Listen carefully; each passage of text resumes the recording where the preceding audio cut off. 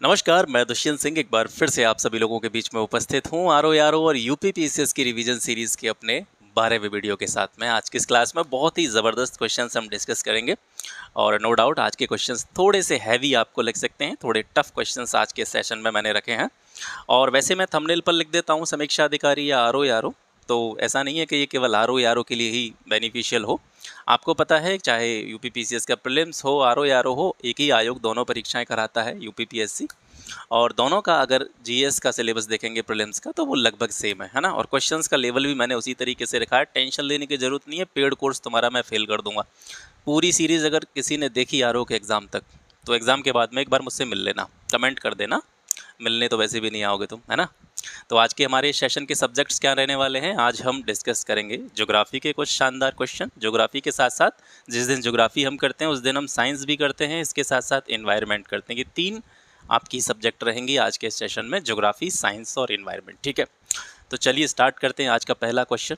Africa महाद्वीप के निम्नलिखित देशों को पश्चिम से पूर्व दिशा की ओर आपको व्यवस्थित करना है। ठीक है, यहाँ पे ऑप्शन में जो देशों के नाम दे रखे हैं ये किस महाद्वीप के देश हैं? ये सारे के सारे देश अफ्रीका महाद्वीप के हैं और इनको इनकी अवस्थिति के आधार पर ये कहाँ कहाँ मैप में हैं, तो उस हिसाब से इनको वेस्ट टू ईस्ट आपको अरेंज करना है, व्यवस्थित करना है। ठीक है, तो नाइजर हो गया आपका, चाड हो गया, माली, मोरिटानिया। तो इसमें से पश्चिम से देखेंगे, आपको ये पता है, देखिए ईस्ट इधर होता है, वेस्ट इधर होता है, नॉर्थ इधर, साउथ इधर। तो इधर देखेंगे मैप में अफ्रीका के में आपके पास अगर एटलस हो, जैसे ज्योग्राफी का सेशन हुआ करे तो एटलस वगैरह रख लिया करो, क्योंकि मुझे थोड़ा जल्दी जल्दी ये सारी चीज़ें प्रोवाइड करनी पड़ रही हैं, तो मैं इसमें जो है इमेजेस ऐड नहीं कर पाता धीरे धीरे, क्योंकि आपको पता है टेक्नोलॉजी में थोड़ा सा हमारा हाथ तंग है। धीरे धीरे अपडेट करेंगे चीज़ों को। पहले हैंड रिटन फॉर्म में बनाते थे, अब थोड़ा टाइप करना सीख गए हैं, इसके बाद में थोड़ा सा और इसमें इम्प्रूवमेंट करेंगे, इमेजेस वगैरह भी डाला करेंगे, है ना। तो आप जब भी ज्योग्राफी कर रहे हैं तो मैप वगैरह साथ में रख लिया कीजिए, एटलस वगैरह आपके पास में होगा, या फिर बाद में जैसे वीडियो देख करके जो ज्योग्राफी के क्वेश्चंस हैं उनको थोड़ा सा एनालाइज किया कीजिए, किससे? मैप के साथ में, है ना।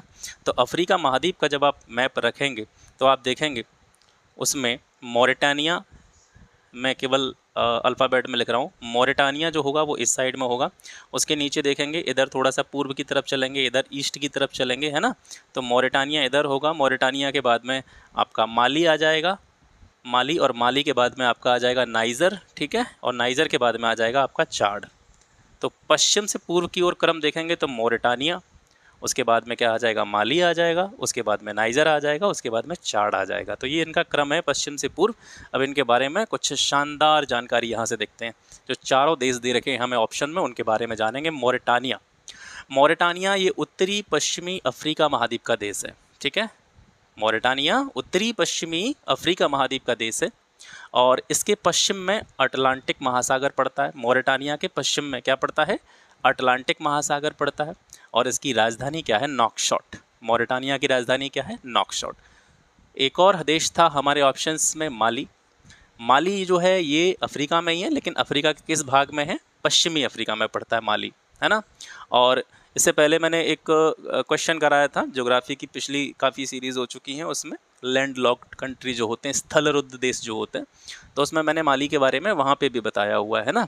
तो माली क्या है आपको पहले से पता होगा अगर आपने वीडियोस देखी होंगी। तो ये एक स्थलरुद्ध देश है, लैंड लॉक कंट्री है और 8 क्षेत्रों में ये बटा हुआ है।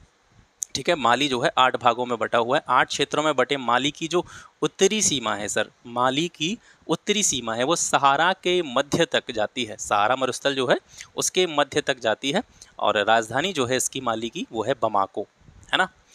नाइजर की बात करते हैं। नाइजर जो देश का नाम है ये नाइजर नदी के कारण पड़ा, नाइजर नदी यहीं से बहती है और इसकी जो कैपिटल है, राजधानी है, वो है नियामे। नाइजर की राजधानी क्या है? नियामे। नाइजर की सीमा कितने देशों से लगती है सर? 7 देशों से लगती है। नाइजर 7 देशों के साथ में बाउंड्री शेयर करता है। 7 देश कौन कौन से हैं? माली के साथ में इसका बाउंड्री लगता है, अल्जीरिया के साथ में इसकी बाउंड्री लगती है, लीबिया, चाड, नाइजीरिया, बेनिन और बुर्किना फासो। यही चीज़ आप पढ़ रहे ना, यही चीज़ अगर आप एटलस खोल के अफ्रीका कॉन्टिनेंट निकाल लेंगे और उसमें देख लेंगे तो आपको दिखते ही ये सारी चीज़ें याद हो जाएंगी। एक बार मैप पे नज़र डाल लेंगे तो आपको पता चल जाएगा। ठीक है, नाइजर की किन किन कंट्रीज़ के साथ में बाउंड्री है? तो माली, अल्जीरिया, लीबिया, चाड, नाइजीरिया, बेनिन और बुर्किना फासो, इन देशों के साथ में नाइजर जो है बाउंड्री शेयर करता है। इसके बाद में आता है चाड। चाड जो है ये भी अफ्रीका महाद्वीप का ही एक कंट्री है और ये भी कैसा देश है, लैंडलॉक्ड देश है, स्थलरुद्ध देश है। इसके उत्तर में लीबिया पड़ता है, दक्षिण में आपका मध्य अफ्रीकी गणराज्य, ठीक है, CAR संक्षेप में इसको बोलते हैं, सेंट्रल अफ्रीकन रिपब्लिक, ठीक है। तो इसके उत्तर में लीबिया है, चाड के उत्तर में लीबिया है, इसके दक्षिण में, चाड के दक्षिण में CAR है, आपका मध्य अफ्रीकी गणराज्य है, ईस्ट में इसके सूडान है और वेस्ट में इसके क्या है, नाइजर, नाइजीरिया और कैमरून, है ना। चाड की कैपिटल क्या है सर, अनजमेना। चाड की राजधानी क्या है, अनजमेना। ये पहला क्वेश्चन था। इसके बाद में सेकंड क्वेश्चन की तरफ बढ़ते हैं। जाम्बेजी नदी, नाम आपने सुना होगा। जाम्बेजी नदी निम्नलिखित में से किस देश में प्रवाहित नहीं होती है। मैंने क्या बताया था, क्वेश्चंस में मज़ा आ जाएगा, पेड कोर्स फेल कर देंगे आपका, ठीक है। बेशक कुछ भी हो, अगर 10-20 लोग भी मेरे साथ जुड़े हुए हैं तो मैं आपको आश्वस्त करता हूँ कि अगर आप जो भी आरओ का एग्ज़ाम है आपका 22 दिसंबर, और 22 दिसंबर ऐसा नहीं कि 22 दिसंबर तक इसको चलाएंगे हम, लगभग 15 दिन से पहले ही इसको हम एंड कर देंगे, है ना। जो भी ज़रूरी चीज़ें होंगी आपकी 15 दिन पहले ही उसको हम ख़त्म कर देंगे। आपके पास 10-15 दिन का, भाई पेपर तक पढ़ने से कोई फ़ायदा नहीं होता, पेपर के 2-3 दिन पहले तो पढ़ो ही मत, बिल्कुल मस्त घूमो, मूवी वूवी देखो, इधर उधर टहलने निकल जाओ कहीं पे भी, है ना, जहाँ अच्छी खासी घूमने की जगह हो। आपको जो मोटिवेट करने वाले लोग हैं उनके साथ बैठो, या आपसे जो एक पॉजिटिव बातें करते हैं ऐसे लोगों की संगति बनाओ, है ना, नेगेटिव लोगों से दूर हो। तो ऐसा काम करना है 2-3 दिन पहले, तो आराम से घूमना फिरना है, किसी रिश्तेदार की जगह चले जाओ, है ना। रिश्तेदार ऐसे वाले नहीं जो ताना देते हैं, टांग खींचते हैं, क्या हुआ, कैसे तैयारी चल रही है, ऐसे वालों के पास नहीं, बढ़िया वाले जो लोग हैं, है ना, जो पॉजिटिव एटीट्यूड रखते हैं, ऐसे लोगों के पास बैठो और 2-3 दिन पहले बिल्कुल मस्त रहो, मूवी वूवी देखो, गाने वाने सुनो, इन्जॉय करो। तो 10-15 दिन पहले इस सीरीज़ को हम जो है एंड कर देंगे, लेकिन तब तक जो जुड़ा रहता है और तब तक इसको पढ़ते रहते हैं, है ना। और वैसे भी ऐसा नहीं है कि इससे आपकी जो सेल्फ स्टडी चल रही है उस पर कोई भी हानिकारक प्रभाव यहाँ से पड़ रहा हो, तो ऐसा नहीं है, क्योंकि 1-1.25 घंटे की वीडियो होती है हमारी, और 1-1.25 घंटे की वीडियो को आप कहीं पे भी निकाल करके, कहीं पे भी बैठे हैं, मार्केट में कहीं जा रहे हैं घूमने, पार्क में बैठे हैं, शाम को टहलते होंगे, 1-आध घंटा फ्री बैठते होंगे, तो उसमें जाके खोल के निकाल लो, बाकी जो अपना पढ़ रहे हो पढ़ते रहो, बाद में कंपेयरिंग कर लेना पेपर के बाद में, है ना। तो वो सारी चीज़ें चलती रहेंगी। तो यहाँ से जाम्बेजी नदी के बारे में हम बात कर रहे थे, किस देश में प्रवाहित नहीं होती है। 4 देशों के नाम दे रखे हैं, जिम्बाब्वे, नामीबिया, अंगोला, इन तीनों देशों में जाम्बेजी नदी जो होती है प्रवाहित होती है। केन्या में होकर के जाम्बेजी नदी नहीं बहती है। अब जाम्बेजी नदी के बारे में थोड़ा सा जान लेते हैं। और एक चीज़ और, ये इसी एग्ज़ाम के लिए प्रासंगिक, ऐसा नहीं है कि इसी एग्ज़ाम के लिए प्रासंगिक हो, मैं बता रहा हूँ आपको, मैं हर साल इस सीरीज़ को कराऊंगा, मैं इसको बना ही इस तरीके से रहा हूँ। ऐसा नहीं कि 3 महीने बाद एग्ज़ाम है तो ये बिल्कुल कूड़ा हो जाएगा 3 महीने बाद, नहीं, ये भूल करेंगे आप, ये PCS में भी काम आएगी, ये आपके RO में आयोग की कोई भी परीक्षा होगी जिसका एक बेस जो है वो GS वाला होगा, उस हर एग्ज़ाम में ये काम आएगी।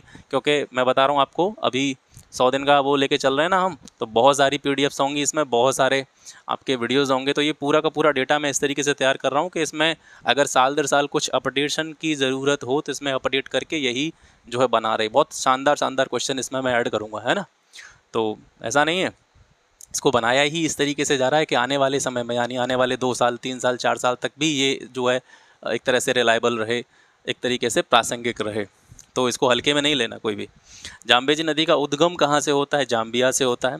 इसके बाद में पूर्वी अंगोला में नामीबिया की सीमा और बोत्सवाना की उत्तरी सीमा पर ये जो जाम्बेजी नदी है ये बहती है। कहाँ कहाँ बहती है, पूर्वी अंगोला में नामीबिया की सीमा पर और बोत्सवाना की उत्तरी सीमा पर जाम्बेजी नदी बहती है, उद्गम जाम्बिया से होता है। इसके बाद में क्या होता है, इसके बाद में ये नदी जाम्बिया और जिम्बाब्वे की सीमा पर बहती हुई कहाँ पर एंटर कर जाती है, मोजाम्बिक में एंटर कर जाती है, और मोजाम्बिक में एंटर होते हुए वहीं से ये हिंद महासागर के मोजाम्बिक चैनल में विलीन हो जाती है, समंदर में विलीन हो जाती है। और जाम्बेजी नदी जो है ये अफ्रीका की दूसरी सबसे लंबी नदी है, ये भी याद रखेंगे। अब जाम्बेजी नदी अफ्रीका की दूसरी सबसे लंबी नदी है, और इसकी जो सहायक नदियां हैं वो हैं कसई, ओबांगी, ये महत्वपूर्ण सहायक नदियां हैं इसकी। जाम्बेजी नदी के तट पर 2 प्रमुख नगर स्थित हैं, किंशासा और ब्राज़ाविले, ये 2 नगर हैं जो जाम्बेजी नदी के तट पर स्थित हैं। इसके साथ साथ बहुत ही महत्वपूर्ण फैक्ट कि ये जो जाम्बेजी नदी है ये विषुवत रेखा को 2 बार काटती है ना। जाम्बेजी नदी जो हमारी इक्वेटर है, भूमध्य रेखा है, ठीक है, ये उसको 2 बार काटती हुई कहाँ गिरती है, अटलांटिक महासागर में गिरती है। इस नदी बेसिन के विषुवत रेखीय क्षेत्र में विश्व की सबसे छोटे कद वाली प्रजाति, जिसको पिग्मी कहा जाता है, वो भी जाम्बेजी नदी के बेसिन में निवास करती है। ठीक है, इसके बाद में तीसरा क्वेश्चन आता है आपका कनाडियन शील्ड। ठीक है, कनाडियन शील्ड के संदर्भ में निम्नलिखित कथनों में से असत्य कथन चुनना है आपको, गलत कौन सा है। और इसके बारे में जो स्टेटमेंट दे रखे हैं वो दे रखे हैं।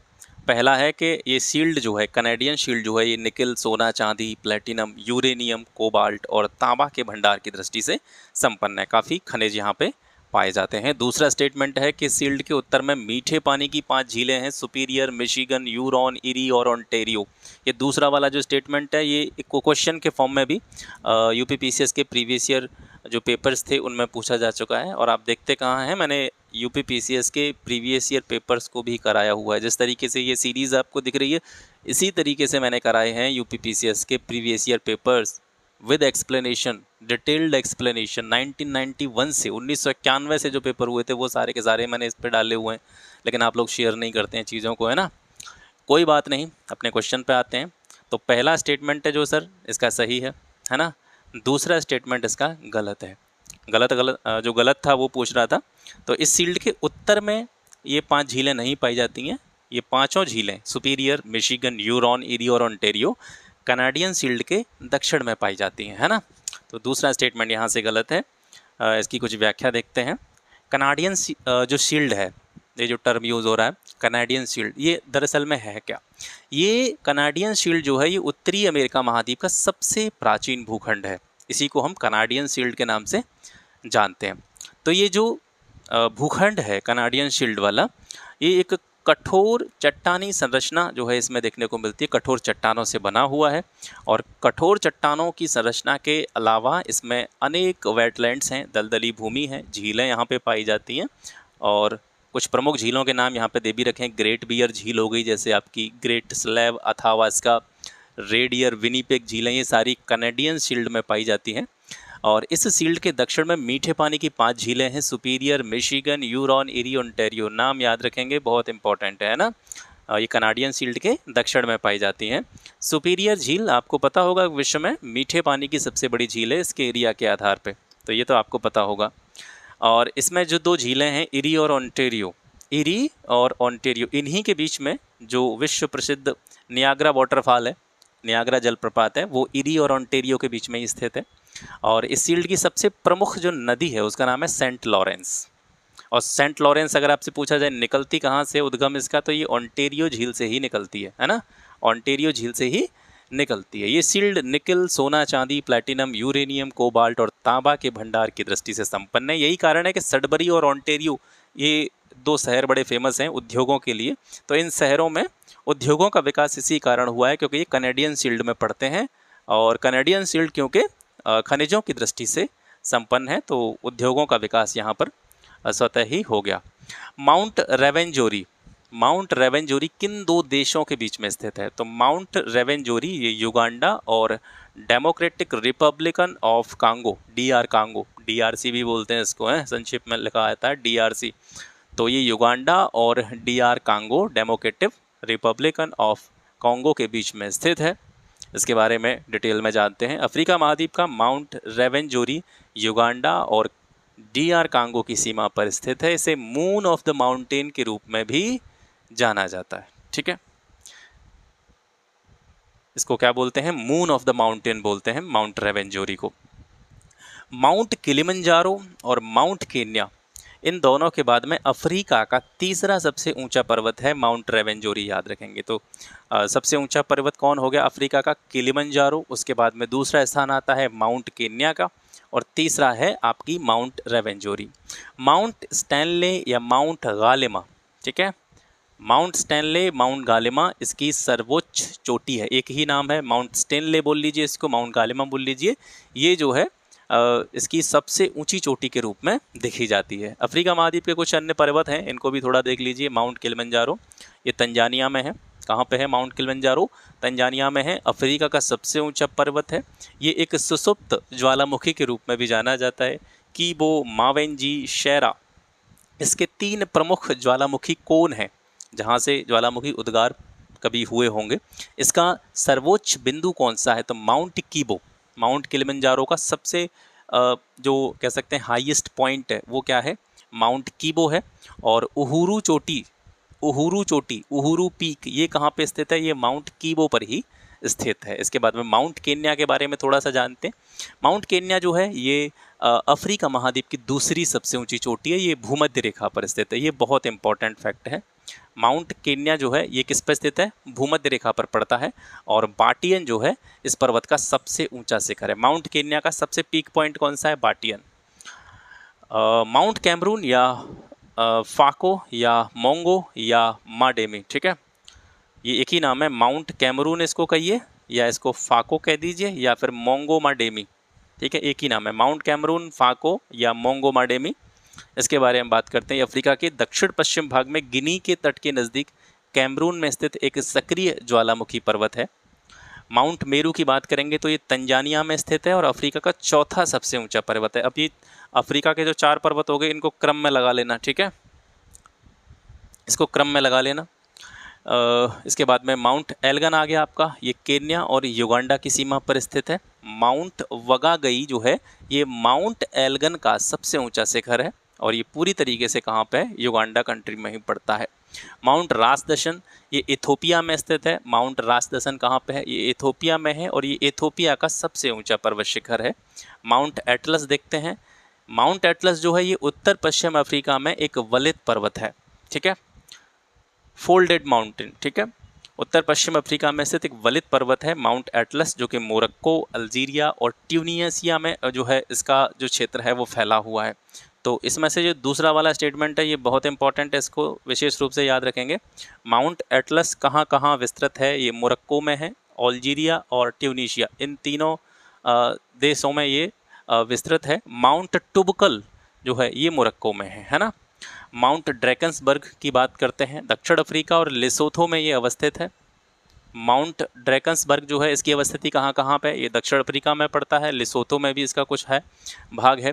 ये एक प्राचीन वलित अपशिष्ट प्रकार का पर्वत है और 2 प्रमुख नदियाँ जो है इसी पर्वत से निकलती हैं माउंट ड्रैकन्सबर्ग से। दोनों बहुत ही महत्वपूर्ण नदियाँ हैं, कई बार पूछी गई हैं।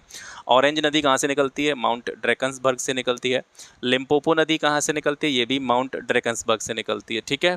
थाबाना नटलेनियाना ये ड्रैकन्सबर्ग पर्वत की सबसे ऊंची चोटी है। थाबाना नटलेनियाना ये जो है ड्रैकन्सबर्ग पर्वत की जो है सबसे हाईएस्ट पीक है।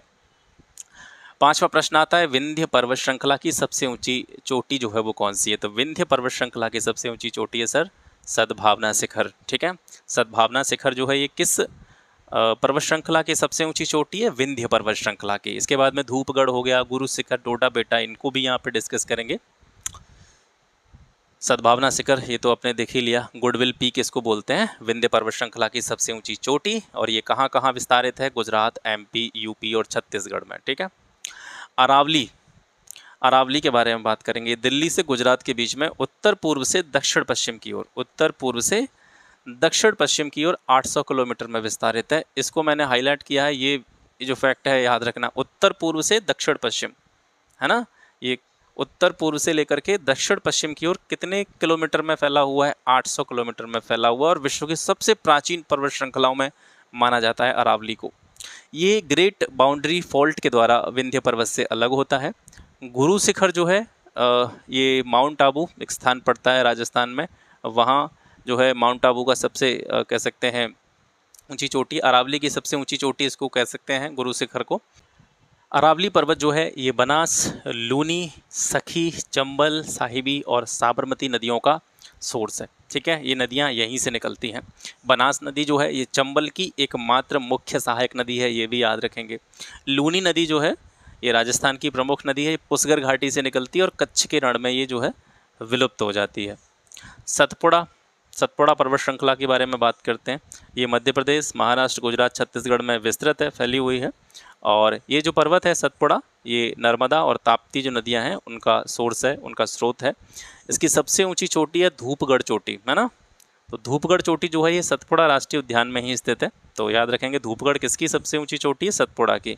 अन्नाईमुड़ी का नाम आता है, इसको दक्षिण भारत का एवरेस्ट भी कहते हैं हम, अन्नाईमुड़ी को साउथ इंडिया का एवरेस्ट भी कहा जाता है। एराविकुलम राष्ट्रीय उद्यान और नीलगिरी ताहर जो है वो अन्नाईमुड़ी जो है नीलगिरी ताहर और इसका निवास स्थान माना जाता है। नीलगिरी ताहर यहाँ पे पाए जाते हैं और एराविकुलम राष्ट्रीय उद्यान भी जो है अन्नाईमुड़ी में ही पड़ता है। डोडा बेटा जो है ये चोटी उदगमंडलम नीलगिरी जिला तमिलनाडु में स्थित है।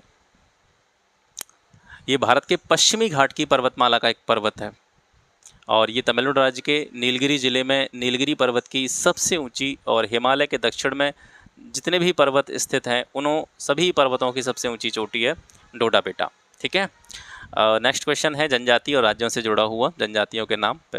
इसमें से आपको बताना है कौन सा मैच्ड नहीं है। हक्की पिक्की जनजाति ये कर्नाटका में, सहरिया जनजाति राजस्थान में, असुर जनजाति तमिलनाडु। ये गलत है क्योंकि असुर जनजाति जो है ये तमिलनाडु में नहीं पाई जाती है, झारखंड, छत्तीसगढ़ और बिहार में पाई जाती है। बाकी डोंगरिया कौन जनजाति जो है ये उड़ीसा में पाई जाती है ना। कुछ जो जनजातियाँ दे रखी हैं इन स्टेट्स की, जो भी स्टेट दे रखे हैं कर्नाटक, राजस्थान, तमिलनाडु, उड़ीसा और झारखंड, छत्तीसगढ़, बिहार, इन सभी की जो प्रमुख जनजातियां हैं उनको थोड़ा सा यहाँ पे देखेंगे हम। असुर जनजाति मैंने अभी बताया आपको झारखंड, छत्तीसगढ़ और बिहार में पाई जाती है। कर्नाटका की कुछ प्रमुख जनजातियाँ जैसे जेनु, कुर्बा, कोरगा, आदियान, ये विशेष रूप से याद रखेंगे, आदियान जनजाति है ना। बरदा हो गया, बवाचा, चैचू इम्पॉर्टेंट है, आदियान इम्पॉर्टेंट है। ठीक है, येरावा, सिद्धि इम्पॉर्टेंट है, पालियान इम्पॉर्टेंट है, सोलीगुरु, मराठी, कन्यान, कम्मार और इरुलर, ये इतनी सारी जनजातियां जो है कहाँ की हैं, कर्नाटका की हैं। इसमें से 2-3 बहुत इंपॉर्टेंट हैं जैसे आदियान, चैचू, सिद्धि और पालियान, ये काफ़ी बार पूछी गई हैं। मैं वैसे ही नहीं बता रहा हूँ, आप देखना PYQ लगाएंगे अगर आप देखेंगे पूरे 20-30 साल के, जो अगर आप तो खैर समय नहीं है, शुरुआत से तैयारी करते हैं, एक फाउंडेशन सा बनाते हैं, तो अगर आप स्टार्टिंग के पेपर से देखेंगे तो ये सारी जनजातियाँ जो मैं आपको बता रहा हूँ ये पूछी गई हैं। राजस्थान की जनजातियों को देखेंगे तो भील तो आपको पता ही होगा है ना, दमोर, दमारिया ये भी राजस्थान की हैं, न्याका ये भी है, पटेलिया राजस्थान की है, वासव, तेतरिया, वाल्वी, मीणा आप सभी जानते ही होंगे, कोलीधोर, ये सभी जो जनजातियां हैं राजस्थान की हैं। MP की जनजातियां देखेंगे, MP में तो वैसे भी सबसे ज़्यादा जनजातियां पाई जाती हैं, तो बैगा है ना, भरिया, बैगा इंपॉर्टेंट है, बैगा, भरिया, अंध, गोंड, भील, बिरहोर ये काफ़ी बार पूछी जाती हैं। कोल ये भी पूछा जाता है ना।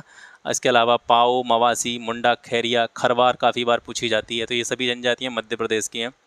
उड़ीसा की जनजातियों में देखेंगे तो बिरहोर उड़ीसा में भी पाई जाती है। दोनों ऑप्शन एक साथ नहीं देगा, ठीक है, आप देख रहे होंगे बिरहोर उधर भी है और इधर भी है, तो एक साथ नहीं देगा, और एक साथ दे देगा तो गलत है फिर ऑप्शन।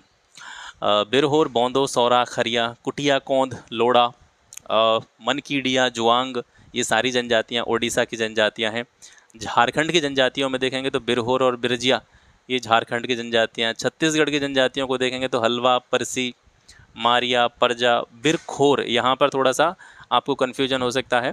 देखिए वो ऊपर हम पढ़े थे वो थी बिरहोर, और छत्तीसगढ़ में जो पाई जाती है वो बिरखोर, तो इसको याद रखेंगे। कोरबा हो गया है ना, मारिया, कमर जनजाति ये इंपॉर्टेंट है, बैगा, ठीक है, और ये हो गया आपका अबूझ मारिया। कोल इम्पोर्टेंट है आपका, गोंड जो है ये मध्य प्रदेश में भी पाई जाती है ना, कोरबा, भुजिया, पंडा, ये सारी जनजातियाँ छत्तीसगढ़ की हैं। बिहार की जनजातियों को देखते हैं, बिहार में भी बिरहोर पाई जाती है। बिरजिया जो है जनजाति यहाँ पे पाई जाती है। संथाल, उरांव, गोंड, खरवार, ठीक है, बेड़िया जनजाति, गोराइथ, चेरो, चेरो बहुत इंपॉर्टेंट है। मुंडा जनजाति भी बिहार में पाई जाती है। तो ये सभी कुछ प्रमुख जनजातियाँ थी, इनको आप देख लीजिएगा। निम्न में से किस देश की सीमा काला सागर से नहीं लगती है? 4 देश दे रखे हैं, Romania, Georgia, Bulgaria, Armenia. Armenia की सीमा जो है काला सागर से नहीं लगती है, बाकी रोमानिया की सीमा इससे लगती है, जॉर्जिया की लगती है, बुल्गारिया की लगती है। काला सागर से कुल कितने देश लगते हैं? तो कुल मिलाकर के 6 देशों की सीमा काला सागर से ब्लैक सी से लगती है, और 6 के 6 देश मैंने यहाँ पे लिख रखे हैं, इनको याद कर लेना। रोमानिया, बुल्गारिया, टर्की, जॉर्जिया, रसिया, यूक्रेन, ठीक है। रोमानिया, बुल्गारिया, तुर्की, जॉर्जिया, रूस, यूक्रेन। रोमानिया, बुल्गारिया, तुर्की, जॉर्ज, रसिया और यूक्रेन जो है, ये 6 देश हैं जो काला सागर के साथ में बाउंड्री जिनकी लगती है। इनकी राजधानियाँ भी थोड़ा सा देख लीजिएगा। रोमानिया की राजधानी जो है बुखारेस्ट है, बुल्गारिया की सोफिया है, तुर्की की अंकारा है, जॉर्जिया की तबलीसी है, रूस की मास्को है, यूक्रेन की कीव है। काला सागर और अजोब सागर, काला सागर और अजोब सागर, इनको कौन सी जल संधि जोड़ती है? कर्च जल संधि जोड़ती है। काला सागर और मरमरा सागर को बॉस्फोरस जल संधि जोड़ती है। काला सागर में कौन कौन सी नदियाँ गिरती हैं? काला सागर में कौन कौन सी नदियाँ गिनती हैं, तो डेन्यूब नदी इसमें गिरती है, निस्टर नदी जो है वो इसमें गिरती है। निस्टर नदी जो है यूक्रेन और मोल्दोवा के बीच में है। बग और नीपर नदियाँ ये भी जो है काला सागर में गिरती हैं। दोनों नदी कहाँ की हैं, यूक्रेन की हैं। रूस की जो कुबान नदी है वो भी काला सागर में गिरती है। रूस की डॉन नदी जो है ये भी काला सागर में गिरती है। और जॉर्जिया की रियोनी नदी ये भी काला सागर में गिरती है। काला सागर में एक महत्वपूर्ण द्वीप है जिसका नाम आपको पता होना चाहिए, नागद्वीप, स्नेक द्वीप जो है काला सागर में अवस्थित है। काला सागर के तट पर कौन कौन से प्रमुख बंदरगाह हैं, ये बड़े महत्वपूर्ण हो जाते हैं। ओडेसा बंदरगाह, ये यूक्रेन का बंदरगाह, ये काला सागर के तट पर है। कॉन्स्टेंटा बंदरगाह, ये रोमानिया का बंदरगाह है ना। और इसके साथ साथ ये इंपॉर्टेंट इसलिए है क्योंकि ये काला सागर के तट पर से सबसे बड़ा बंदरगाह है। काला सागर के तट पर स्थित सबसे बड़ा जो बंदरगाह है वो कौन सा है, कॉन्स्टेंटा है। वरना और बरगास ये जो बंदरगाह हैं बुल्गारिया के बंदरगाह हैं और ये भी काला सागर के तट पर स्थित हैं। सोची रूस का बंदरगाह है। बॉटमी ये जॉर्जिया का बंदरगाह है। और सैमसन और होपा ये तुर्की के जो हैं बंदरगाह हैं और ये सभी के सभी काला सागर के तट पर स्थित हैं सर, ठीक है। निम्न में से कौन सा सही सुमेलित नहीं है, कुछ देश हैं उनकी राजधानी है पापुआ न्यू गिनी, ये आप जानते होंगे, इसकी राजधानी है पोर्ट मोरेस्बी। समोआ की राजधानी अपिया है। वानुआतू की राजधानी पोर्ट विला है। किरीबाती की राजधानी फुनाफुती नहीं है ना। तो किरीबाती की राजधानी क्या है सर, तरावा। किरीबाती की राजधानी तरावा है। और जो फुनाफुती राजधानी दे रखी है ये किसकी है, ये तुवाला की राजधानी है। किरीबाती की राजधानी तरावा और फुनाफाती जो राजधानी है ये किसकी है, तुवाला देश की राजधानी है। अब यहाँ पर कुछ महाद्वीपों के प्रमुख देश जो भी ज़रूरी चीज़ें हैं वो मैंने यहाँ पर डाली हैं। ओशनिया महाद्वीप, ठीक है। ओशनिया महाद्वीप के देश, प्रमुख देश कौन कौन से हैं, तो देखिए ऑस्ट्रेलिया जो है ये ओशनिया का ही हिस्सा मान सकते हैं आप इसको। न्यूजीलैंड हो गया, फिजी, पलाऊ, टोंगा, सोलोमन द्वीप, मार्शल द्वीप, नियू और नौरू ये जो है इसके अंतर्गत आते हैं। इनकी राजधानियाँ, ऑस्ट्रेलिया की राजधानी आपको पता होगी कैनबरा, न्यूजीलैंड की वेलिंगटन, फिजी की सुवा, पलाऊ की गेरुलमुड, टोंगा की राजधानी नुकुअलोफा, सोलोमन द्वीप की राजधानी है होनियारा, मार्शल द्वीप की राजधानी है मजूरो, नियू की राजधानी अलोफी और नौरू की राजधानी जो है वो है यारेन। मेलानेशिया में कौन कौन से द्वीपों को शामिल किया जाता है, मेलानेशिया में कौन कौन से द्वीपों को शामिल किया जाता है, तो इसमें आते हैं आपके आइरियन जाया। आइरियन जाया ये कहाँ पे है, इंडोनेशिया में है। पापुआ न्यू गिनी जो हमारे क्वेश्चन में था, पापुआ न्यू गिनी ये मेलानेशिया में पड़ता है। सोलोमन ये भी मेलानेशिया में पड़ता है। वानुआतू और न्यू कैलिडोनिया, फिजी और नौरू ये मेलानेशिया में पड़ते हैं। और ये जो मेलानेशिया के बारे में बात हो रही है ये कहाँ कहाँ स्थित है, ये इंडोनेशिया और ऑस्ट्रेलिया के बीच में पूर्व प्रशांत महासागर के मध्य स्थित है। पूर्वी प्रशांत महासागर के मध्य स्थित है मेलानेशिया। माइक्रोनेशिया के प्रमुख द्वीप कौन कौन से हैं, माइक्रोनेशिया की बात करेंगे तो Kiribati, Caroline, Marshall, Guam, Mariana, Gilbert, Wake, Easter ये द्वीपों के नाम हैं माइक्रोनेशिया के अंतर्गत जो आते हैं। पोलिनेशिया के अंतर्गत कौन कौन से द्वीप आते हैं, टोंगा, समोआ, हवाई, तुवालू और ताहिती, कुक द्वीप, ईस्टर द्वीप, न्यू फ्रेंच पोलिनेशिया ये सभी पोलिनेशिया के अंतर्गत आते हैं। 9वां प्रश्न है, नदियों को उनकी लंबाई के घटते क्रम में व्यवस्थित करना है, यानी सबसे पहले सबसे लंबी नदी, उसके बाद में उससे छोटी, इस तरीके से आपको डिसेंडिंग ऑर्डर में इनको लगाना है ना। तो इसमें सबसे जो लंबी नदी है वो कौन सी नदी है सर, यांगतेजी नदी। ये पहले से ही ऑर्डर में लगे हुए हैं। यांगतेजी नदी सबसे लंबी है। इसके बाद में इससे छोटी है आपकी मिसिसिपी और फिर इससे छोटी है आपकी वोल्गा नदी और सबसे छोटी है इन चारों में से डेन्यूब नदी। तो यांगतेजी, मिसिसिपी, वोल्गा और डेन्यूब ये इनका क्या है, डिसेंडिंग ऑर्डर है। चारों नदियों के बारे में महत्वपूर्ण चीज़ें देखते हैं। यांगतेजी नदी ये एशिया और चीन की सबसे लंबी और विश्व की तीसरी सबसे लंबी नदी है। एशिया और चीन की सबसे लंबी नदी मानी जाती है यांगतेजी, और वर्ल्ड के हिसाब से देखेंगे तो ये तीसरी सबसे लंबी नदी है। उद्गम कहाँ से होता है, तिब्बत पठार जो है इसके तंगुला पर्वतीय क्षेत्र के जरी पहाड़ियों से होता है इसका यांगतेजी नदी का उद्गम, ठीक है। मिसिसिपी नदी आती है इसके बाद में, ये सुपीरियर हाईलैंड के मिनेसोटा प्रांत के इतास्का झील से निकलती है। इतास्का झील जो है, ठीक है, यहाँ से ये निकलती है और मैक्सिको की खाड़ी में ये गिर जाती है।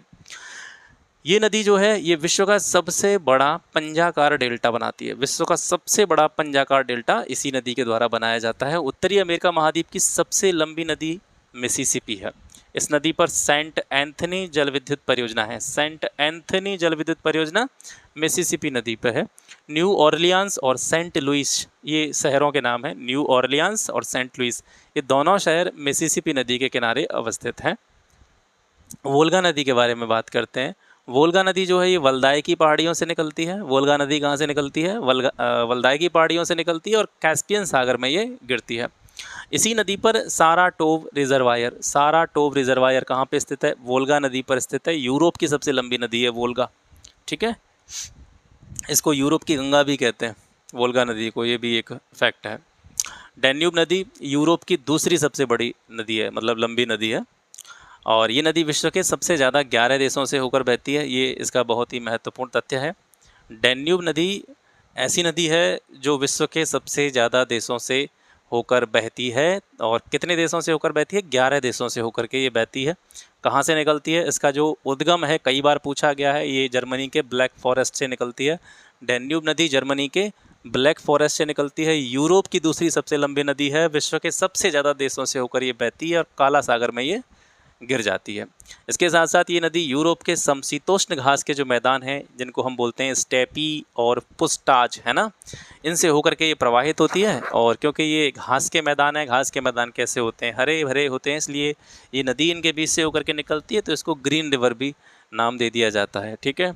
और डैन्यूब की सबसे लंबी सहायक नदी कौन सी है? तिस्जा नदी जो है डैन्यूब की सबसे लंबी सहायक नदी है। और इस डैन्यूब नदी पर कौन कौन से प्रमुख जो शहर हैं वो स्थित हैं?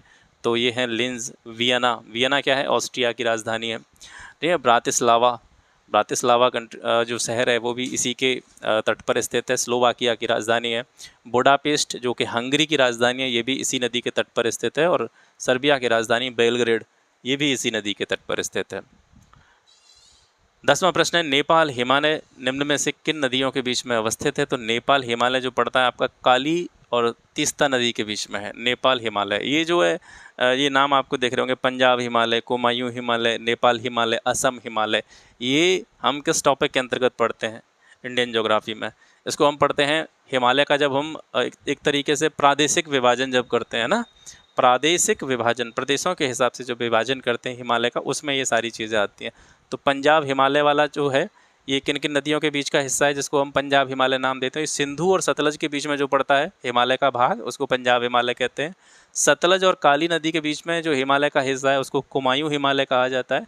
काली और तीस्ता नदियों के बीच में हिमालय का जो भाग है इसको नेपाल हिमालय कहते हैं। और तीस्ता और ब्रह्मपुत्र नदियों के बीच में जो हिमालय का भाग है इसको हम असम हिमालय का नाम देते हैं। अगर आपको स्टेट के हिसाब से और नदियों के नाम पते हैं तो फिर आप, या उद्गम पता है, नदियों के उद्गम पता है, तो भी आप इसका स्वतः अनुमान लगा सकते हैं, इसमें कोई प्रॉब्लम वाली बात नहीं है। कोला प्रायद्वीप किस महाद्वीप में है? तो कोला प्रायद्वीप सर ये यूरोप महाद्वीप में है। कोला प्रायद्वीप कहाँ पड़ता है? यूरोपियन महाद्वीप में पड़ता है। और यहाँ पे कुछ अन्य प्रायद्वीप दे रखे हैं और वो कहाँ कहाँ हैं इनको देखेंगे। मलय प्रायद्वीप ये मलेशिया में है, ठीक है, एशिया महाद्वीप में पड़ता है। कमचटका प्रायद्वीप ये रूस में है, ये भी एशिया महाद्वीप में पड़ता है।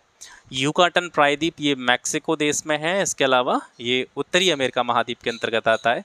उंगावा प्रायद्वीप जो है ये कनाडा कंट्री में है और महाद्वीप किस में पड़ता है? ये उत्तरी अमेरिका में पड़ता है। और फ्लोरिडा प्रायद्वीप जो है ये यूएसए में पड़ता है। वर्ल्ड को कुल कितने टाइम जोन्स में डिवाइड किया जाता है? बहुत बेसिक क्वेश्चन है। 24 टाइम जोन में विश्व को बांटा गया है। ये बिल्कुल very first chapter world geography देखेंगे आप। और एनसीईआरटी वाली सीरीज़ भी अगर मैंने देखी होगी आपने तो उसमें मैंने इसको बहुत अच्छी तरीके से समझाया।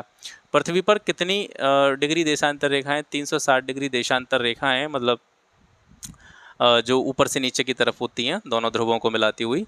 विश्व भर में इन्हीं देशांतर रेखाओं के आधार पर हर 15 डिग्री के अंतर पर वर्ल्ड को कुल 24 टाइम जोन्स में डिवाइड किया गया है। और ये टाइम जोन बनाए किसने थे? 1884 में सबसे पहले सैंडफोर्ड फ्लेमिंग के द्वारा ये टाइम जोन बनाए गए। ग्रीनविच याम्योत्तर जो है ये कहाँ पर है? ये 0 डिग्री देशांतर पर है, जिसे अंतर्राष्ट्रीय मानक समय यानी ग्रीनविच मीन टाइम के नाम से जाना जाता है। और ये जो ग्रीनविच मीन टाइम एक काल्पनिक रेखा है जो खींची गई है, तो ये जो है कहाँ कहाँ से होकर के गुजरती है, ये बहुत इंपॉर्टेंट फैक्ट है। ये ग्रीनलैंड, नॉर्वेजियन सागर, ब्रिटेन, स्पेन, अल्जीरिया, फ्रांस, माली, बुर्किना फासो, घाना और दक्षिणी अटलांटिक महासागर से होकर के ये गुजरती है। अब ये समय का अंतर जैसे देखेंगे आप, भारतीय मानक समय और ग्रीनविच मीन टाइम में 5.5 घंटे का अंतर है। और हमारा जो भारत का मानक समय है ये ग्रीनविच मीन टाइम से 5.5 घंटे आगे चलता है। यानी वहाँ पर जितना भी टाइम हो रहा होगा उसमें 5.5 घंटे ऐड कर दीजिए, वो जो है भारत का टाइम हो रहा होगा। तो ये अलग अलग देशों में अलग अलग टाइम कैसे हो जाता है, इसको बड़ी अच्छी कैलकुलेशन से मैंने एनसीईआरटी में बताया। तो अभी तो समय नहीं है कि आप 6 से 12 करो, लेकिन पेपर के हिसाब से आप 11th-12th ज़रूर पढ़ लेना, वो थोड़ा सा काम आ जाएगा, खास करके 11th की फिजिकल ज्योग्राफी। वहाँ से काफ़ी सारे स्टेटमेंट वाले क्वेश्चन डायरेक्टली आयोग ये पूछता रहता है, पीसीएस में भी, और जितने भी एग्ज़ाम ठीक ठाक लेवल के कराते हैं उसमें ये पूछते हैं उसमें से। तो ग्रीनविच रेखा के दाहिने हिस्से में अगर हम देखेंगे, ग्रीनविच रेखा बिल्कुल एकदम सीधी नहीं है, मतलब ठीक है, स्ट्रेट नहीं है बिल्कुल। ग्रीनविच मीन टाइम जीएमटी जो है वो बिल्कुल ऐसी नहीं है कि ऐसे करके खींच दी गई हो, तो वो ऐसे टेढ़ी मेढ़ी सी आपको नज़र आएगी, है ना। मतलब यहाँ तो मैंने वैसे ही ड्रॉ कर दिया है, तो मतलब टेढ़ी मेढ़ी सी रेखा है जो खींची गई है। तो इसके दाहिने हिस्से यानी इसके राइट साइड में देखेंगे ऐसे करके, तो इसके राइट साइड में ग्रीनविच मीन टाइम के राइट साइड में देखेंगे तो जितने भी देश इधर पड़ते हैं इनका समय आगे माना जाता है ना, और भारत भी इधर ही पड़ता है। और इसके जो लेफ़्ट साइड में देखेंगे, बाएं वाले पार्ट में देखेंगे, तो इन देशों का समय जो होता है वो पीछे रहता है। भारत की जो मानक समय रेखा है वो क्या मानी जाती है, 82.5 डिग्री पूर्वी देशांतर रेखा जो है भारत का मानक समय माना जाता है। और यहाँ से जो याद रखना है आपको वो ये है कि भारत का जो मानक समय रेखा है वो कहाँ कहाँ होकर के गुजरती है, कहाँ कहाँ होकर गुजरती है, वो उत्तर प्रदेश, मध्य प्रदेश, छत्तीसगढ़, उड़ीसा, आंध्र प्रदेश से होकर के गुजरती है। और हमारा जो मानक समय है ये ग्रीनविच मीन टाइम से कितने घंटे आगे चलता है, 5.5 घंटे आगे चलता है सर। ठीक, 13 क्वेश्चन। कुछ देश हैं उनकी राजधानी है तिमोर लेस्ते। तिमोर लेस्ते की राजधानी, एक सेकंड, ये सुमेलित नहीं है, ये पूछ रहा है कौन सा मैच्ड नहीं है। तिमोर लेस्ते की राजधानी पोर्ट मोरेस्बी नहीं है, तिमोर लेस्ते की राजधानी दिल्ली है।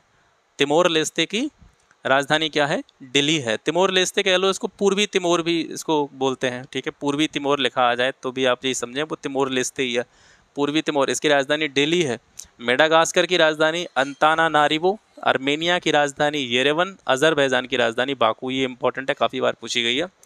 तो पोर्ट मोरेस्बी जो ऊपर दे रखी थी ये किसकी राजधानी है, तो ये अभी थोड़ी देर पहले हम पढ़ रहे थे, पापुआ न्यू गिनी की राजधानी है। ठीक है, यहाँ से आपका क्या खत्म हो जाता है, ज्योग्राफी। अब यहाँ से शुरू होते हैं विज्ञान के प्रश्न, साइंस यहाँ से स्टार्ट होता है। कौन सा कथन सत्य है ये आपको बताना है, सही स्टेटमेंट कौन सा है। वायरॉइड जो होते हैं उनमें प्रोटीन का आवरण नहीं पाया जाता है। और दूसरा स्टेटमेंट है प्रियोन जो होते हैं उनमें न्यूक्लिक एसिड पाया जाता है। तो इसमें से सही कथन है पहला वाला, वायरॉइड में प्रोटीन का आवरण जो है वो नहीं पाया जाता है, ये कथन बिल्कुल सही है। और प्रियोन में न्यूक्लिक एसिड पाया जाता है, ये गलत है क्योंकि इसमें न्यूक्लिक एसिड नहीं होता। अब इसके बारे में थोड़ा सा विस्तार से जानते हैं। वायरॉइड क्या होते हैं सर। वायरॉइड पौधों को संक्रमित करने वाले छोटे गोलाकार और एकल स्ट्रैंडेड आरएनए ही होते हैं। ये प्रकृति के सबसे छोटे ज्ञात रोगजनक कण हैं। प्रकृति में रोग का कारण बनने वाले या रोग फैलाने वाले जो सबसे छोटे कण हैं उनमें कौन आते हैं, वायरॉइड आते हैं। और इनको ये वायरॉइड नाम किसने दिया, खोजा किसने, तो डेनर और रेमर ने। ठीक है, डेनर और रेमर ने 1967 में इनको खोजा और इनको ये नाम दिया वायरॉइड्स। वायरॉइड मात्र छोटे आरएनए के खंड होते हैं, इसके भाग होते हैं, इन पर प्रोटीन का आवरण नहीं पाया जाता है। ठीक है, इन वायरॉइड्स में संक्रमण करके रोग उत्पन्न करने की क्षमता जो है वो पाई जाती है। ये पादप रोगों के लिए, यानी जो पौधों में रोग होते हैं उनके संक्रमण के लिए सबसे छोटे कारक के रूप में जाने जाते हैं। एग्जाम्पल के लिए नारियल का कदंग कदंग रोग, आलू का तुर्क कंद रोग, ये वायरॉइड्स के कारण ही होता है। इसके बाद में प्रियोन आते हैं। प्रियोन क्या है, ये ऐसे रोग संक्रामक कारक हैं, मतलब ये भी रोगों को फैलाते हैं। वो पहले वाले जो है वायरॉइड, ये मेनली जो पादप होते हैं, प्लांट्स होते हैं, उनमें रोग के कारण बनते हैं। तो प्रियोन जो हैं ये भी रोग संक्रामक कारक हैं। इनमें केवल प्रोटीन होता है, न्यूक्लिक एसिड इनमें नहीं होता है, और इनको प्रियोन कहा जाता है। इसकी खोज करी थी स्टैनले प्रूसिनर ने, और इसकी प्रियोन की खोज के लिए 1997 में उनको नोबेल पुरस्कार भी दिया गया था। इन प्रोटीन कारकों में गुणन और संक्रमित करने की क्षमता होती है। भेड़ों का जो स्क्रैपी रोग है वो प्रियोन के कारण होता है। अगला क्वेश्चन राइबोसोम से जुड़ा हुआ है। ये कुछ राइबोसोम्स के टाइप दे रखे हैं, 20S, 70S, 80S, 90S। इसमें से बताना है कि राइबोसोम इनमें से कौन कौन से प्रकार के होते हैं। तो आपने सुना होगा केवल 70S और 80S राइबोसोम के बारे में पढ़ा होगा, 2 और 3 सही है। अब राइबोसोम होता क्या है? राइबोसोम की खोज सबसे पहले पैलाडे नामक वैज्ञानिक ने 1955 में करी, और ये जो है आरएनए और प्रोटीन से मिलकर के बनते हैं राइबोसोम जो होते हैं, ठीक है। राइबोसोम जो होते हैं ये आरएनए यानी राइबो न्यूक्लिक एसिड और प्रोटीन से बने होते हैं। ये दो प्रकार के होते हैं, 70S राइबोसोम और 80S राइबोसोम। प्रत्येक राइबोसोम लगभग 2 गोलाकार सब यूनिट्स का बना होता है, और राइबोसोम का जो प्रमुख कार्य है वो ये है कि जो अमीनो एसिड होता है उसके द्वारा प्रोटीन का संश्लेषण करना या प्रोटीन के संश्लेषण में सहायता प्रदान करना। अब 70S और 80S राइबोसोम ये क्या होते हैं? 70S राइबोसोम जो होता है ये 80S राइबोसोम की अपेक्षा छोटा होता है, ठीक है। तो इस 70S वाला छोटा है, 80S वाला बड़ा है। तो इसमें जो S लगा हुआ है पीछे, और ये 70 जो एक नंबर दिया गया है ये इनका अवसादन गुणांक होता है, ठीक है। इसको क्या बोलते हैं? अवसादन गुणांक। नीचे ये भी बताऊंगा कि अवसादन गुणांक क्या होता है, ठीक है, इसका मतलब क्या है ये भी नीचे हम डिस्कस करेंगे। तो 70S राइबोसोम्स ये आकार में छोटे होते हैं, और ये जो 70S इसका जो नाम है ना, S एक यूनिट है, जैसे मात्रक होता है ना, किसी भी चीज़ को मापने की इकाई होती है, तो S जो है वो क्या है? एक यूनिट है। S जो है एक यूनिट है, और 70 इसकी माप है या एक फैक्टर है, इसको मान सकते हैं, ये अवसादन गुणांक जिसको हम कहते हैं। तो ये जो 70S राइबोसोम है ये माइटोकॉन्ड्रिया, क्लोरोप्लास्ट और बैक्टीरिया में पाए जाते हैं। ऐसे ही 80S राइबोसोम को देखेंगे हम, तो 80S राइबोसोम जो है ये आकार में कुछ बड़े होते हैं, ठीक है। 70S के सापेक्ष देखेंगे तो ये आकार में बड़े होते हैं। इनका अवसादन गुणांक 80S होता है। ये उच्च विकसित पौधों और जंतु कोशिकाओं में पाए जाते हैं। 80S राइबोसोम कहाँ कहाँ पाए जाते हैं? उच्च विकसित पौधे और जंतु कोशिका में पाए जाएंगे। अब ये जो पीछे S लगा हुआ है ये अवसादन गुणांक का एक मात्रक है या प्रतीक है, S है ना। और ये एक तरह से एक समय की माप होती है, टाइम की ही मेजरमेंट है। और S जो होता है एक, वो 1 × 10⁻⁻13 सेकंड के बराबर होता है, ठीक है। 1 × 10⁻⁻13 सेकंड के बराबर होता है। एक कण का आकार, उसका द्रव्यमान, उसका घनत्व, ये किसके आधार पर डिसाइड किया जाता है? किसके आधार पर निर्धारित किया जाता है? तो उसके अवसादन गुणांक के आधार पर इसको निर्धारित करते हैं। तो राइबोसोम के आकार को निर्धारित करने के लिए ही इस अवसादन गुणांक का उपयोग किया जाता है। जो 70S और 80S नाम दिया गया है, जो क्या है? इनके आकार का निर्धारण करने के लिए एक अवसादन गुणांक यूज किया गया है। प्रोकैरियोट में जो बाउंडेड राइबोसोम होते हैं, प्रोकैरियोट में बाउंडेड राइबोसोम जो होते हैं वो 70S प्रकार के होते हैं, और इसमें 2 सब यूनिट इसकी देखी जाती हैं, एक 50S और एक छोटा होता है 30S। तो बहुत ज़्यादा गहराई में ना जा करके आपको ये समझना है कि 70S राइबोसोम जो होता है उसके अंदर 50S और 30S की 2 उप यूनिट होती हैं। ऐसे ही जो 80S राइबोसोम होता है इसकी 2 जो सब यूनिट होती हैं वो 60S और 40S होती हैं, ये याद रखेंगे, ठीक है। 16th क्वेश्चन है, क्लोरोप्लास्ट के निम्नलिखित रासायनिक संगठन को उसकी मात्रा के आधार पर अवरोही क्रम में व्यवस्थित कीजिए। यानी प्रश्न समझिए पहले। क्लोरोप्लास्ट आप सभी जानते हैं, क्लोरोप्लास्ट में ये सारी चीज़ें पाई जाती हैं, DNA, RNA, vitamin E, vitamin K, ठीक है, ये सभी क्लोरोप्लास्ट में होते हैं। अब क्लोरोप्लास्ट में इनकी कितनी कितनी मात्रा पाई जाती है उसके आधार पर इसको अवरोही क्रम में व्यवस्थित करना। आई होप आपको क्वेश्चन समझ में आया होगा। तो इन चारों में से क्लोरोप्लास्ट में देखा जाए सबसे ज़्यादा RNA पाया जाता है, उसके बाद में फिर DNA, उसके बाद में तीसरे स्थान पर आपका विटामिन E और चौथे स्थान पर आपका विटामिन K, ठीक। इसके बाद में व्याख्या देखते हैं। क्लोरोप्लास्ट में सबसे अधिक प्रोटीन 35 से 55% पाई जाती है। प्रोटीन की मात्रा क्लोरोप्लास्ट में सबसे ज़्यादा होती है, 35 to 55%। और फास्फोलिपिड जो होते हैं ये 25 से 35% पाए जाते हैं। इसमें RNA 2-3% के आसपास होता है, DNA 0.5%, विटामिन E 0.089% और विटामिन 0.004% जो है इसमें पाया जाता है, ठीक है। लवक प्राय पादप कोशिकाओं में पाए जाते हैं। लवक कहाँ पाए जाते हैं?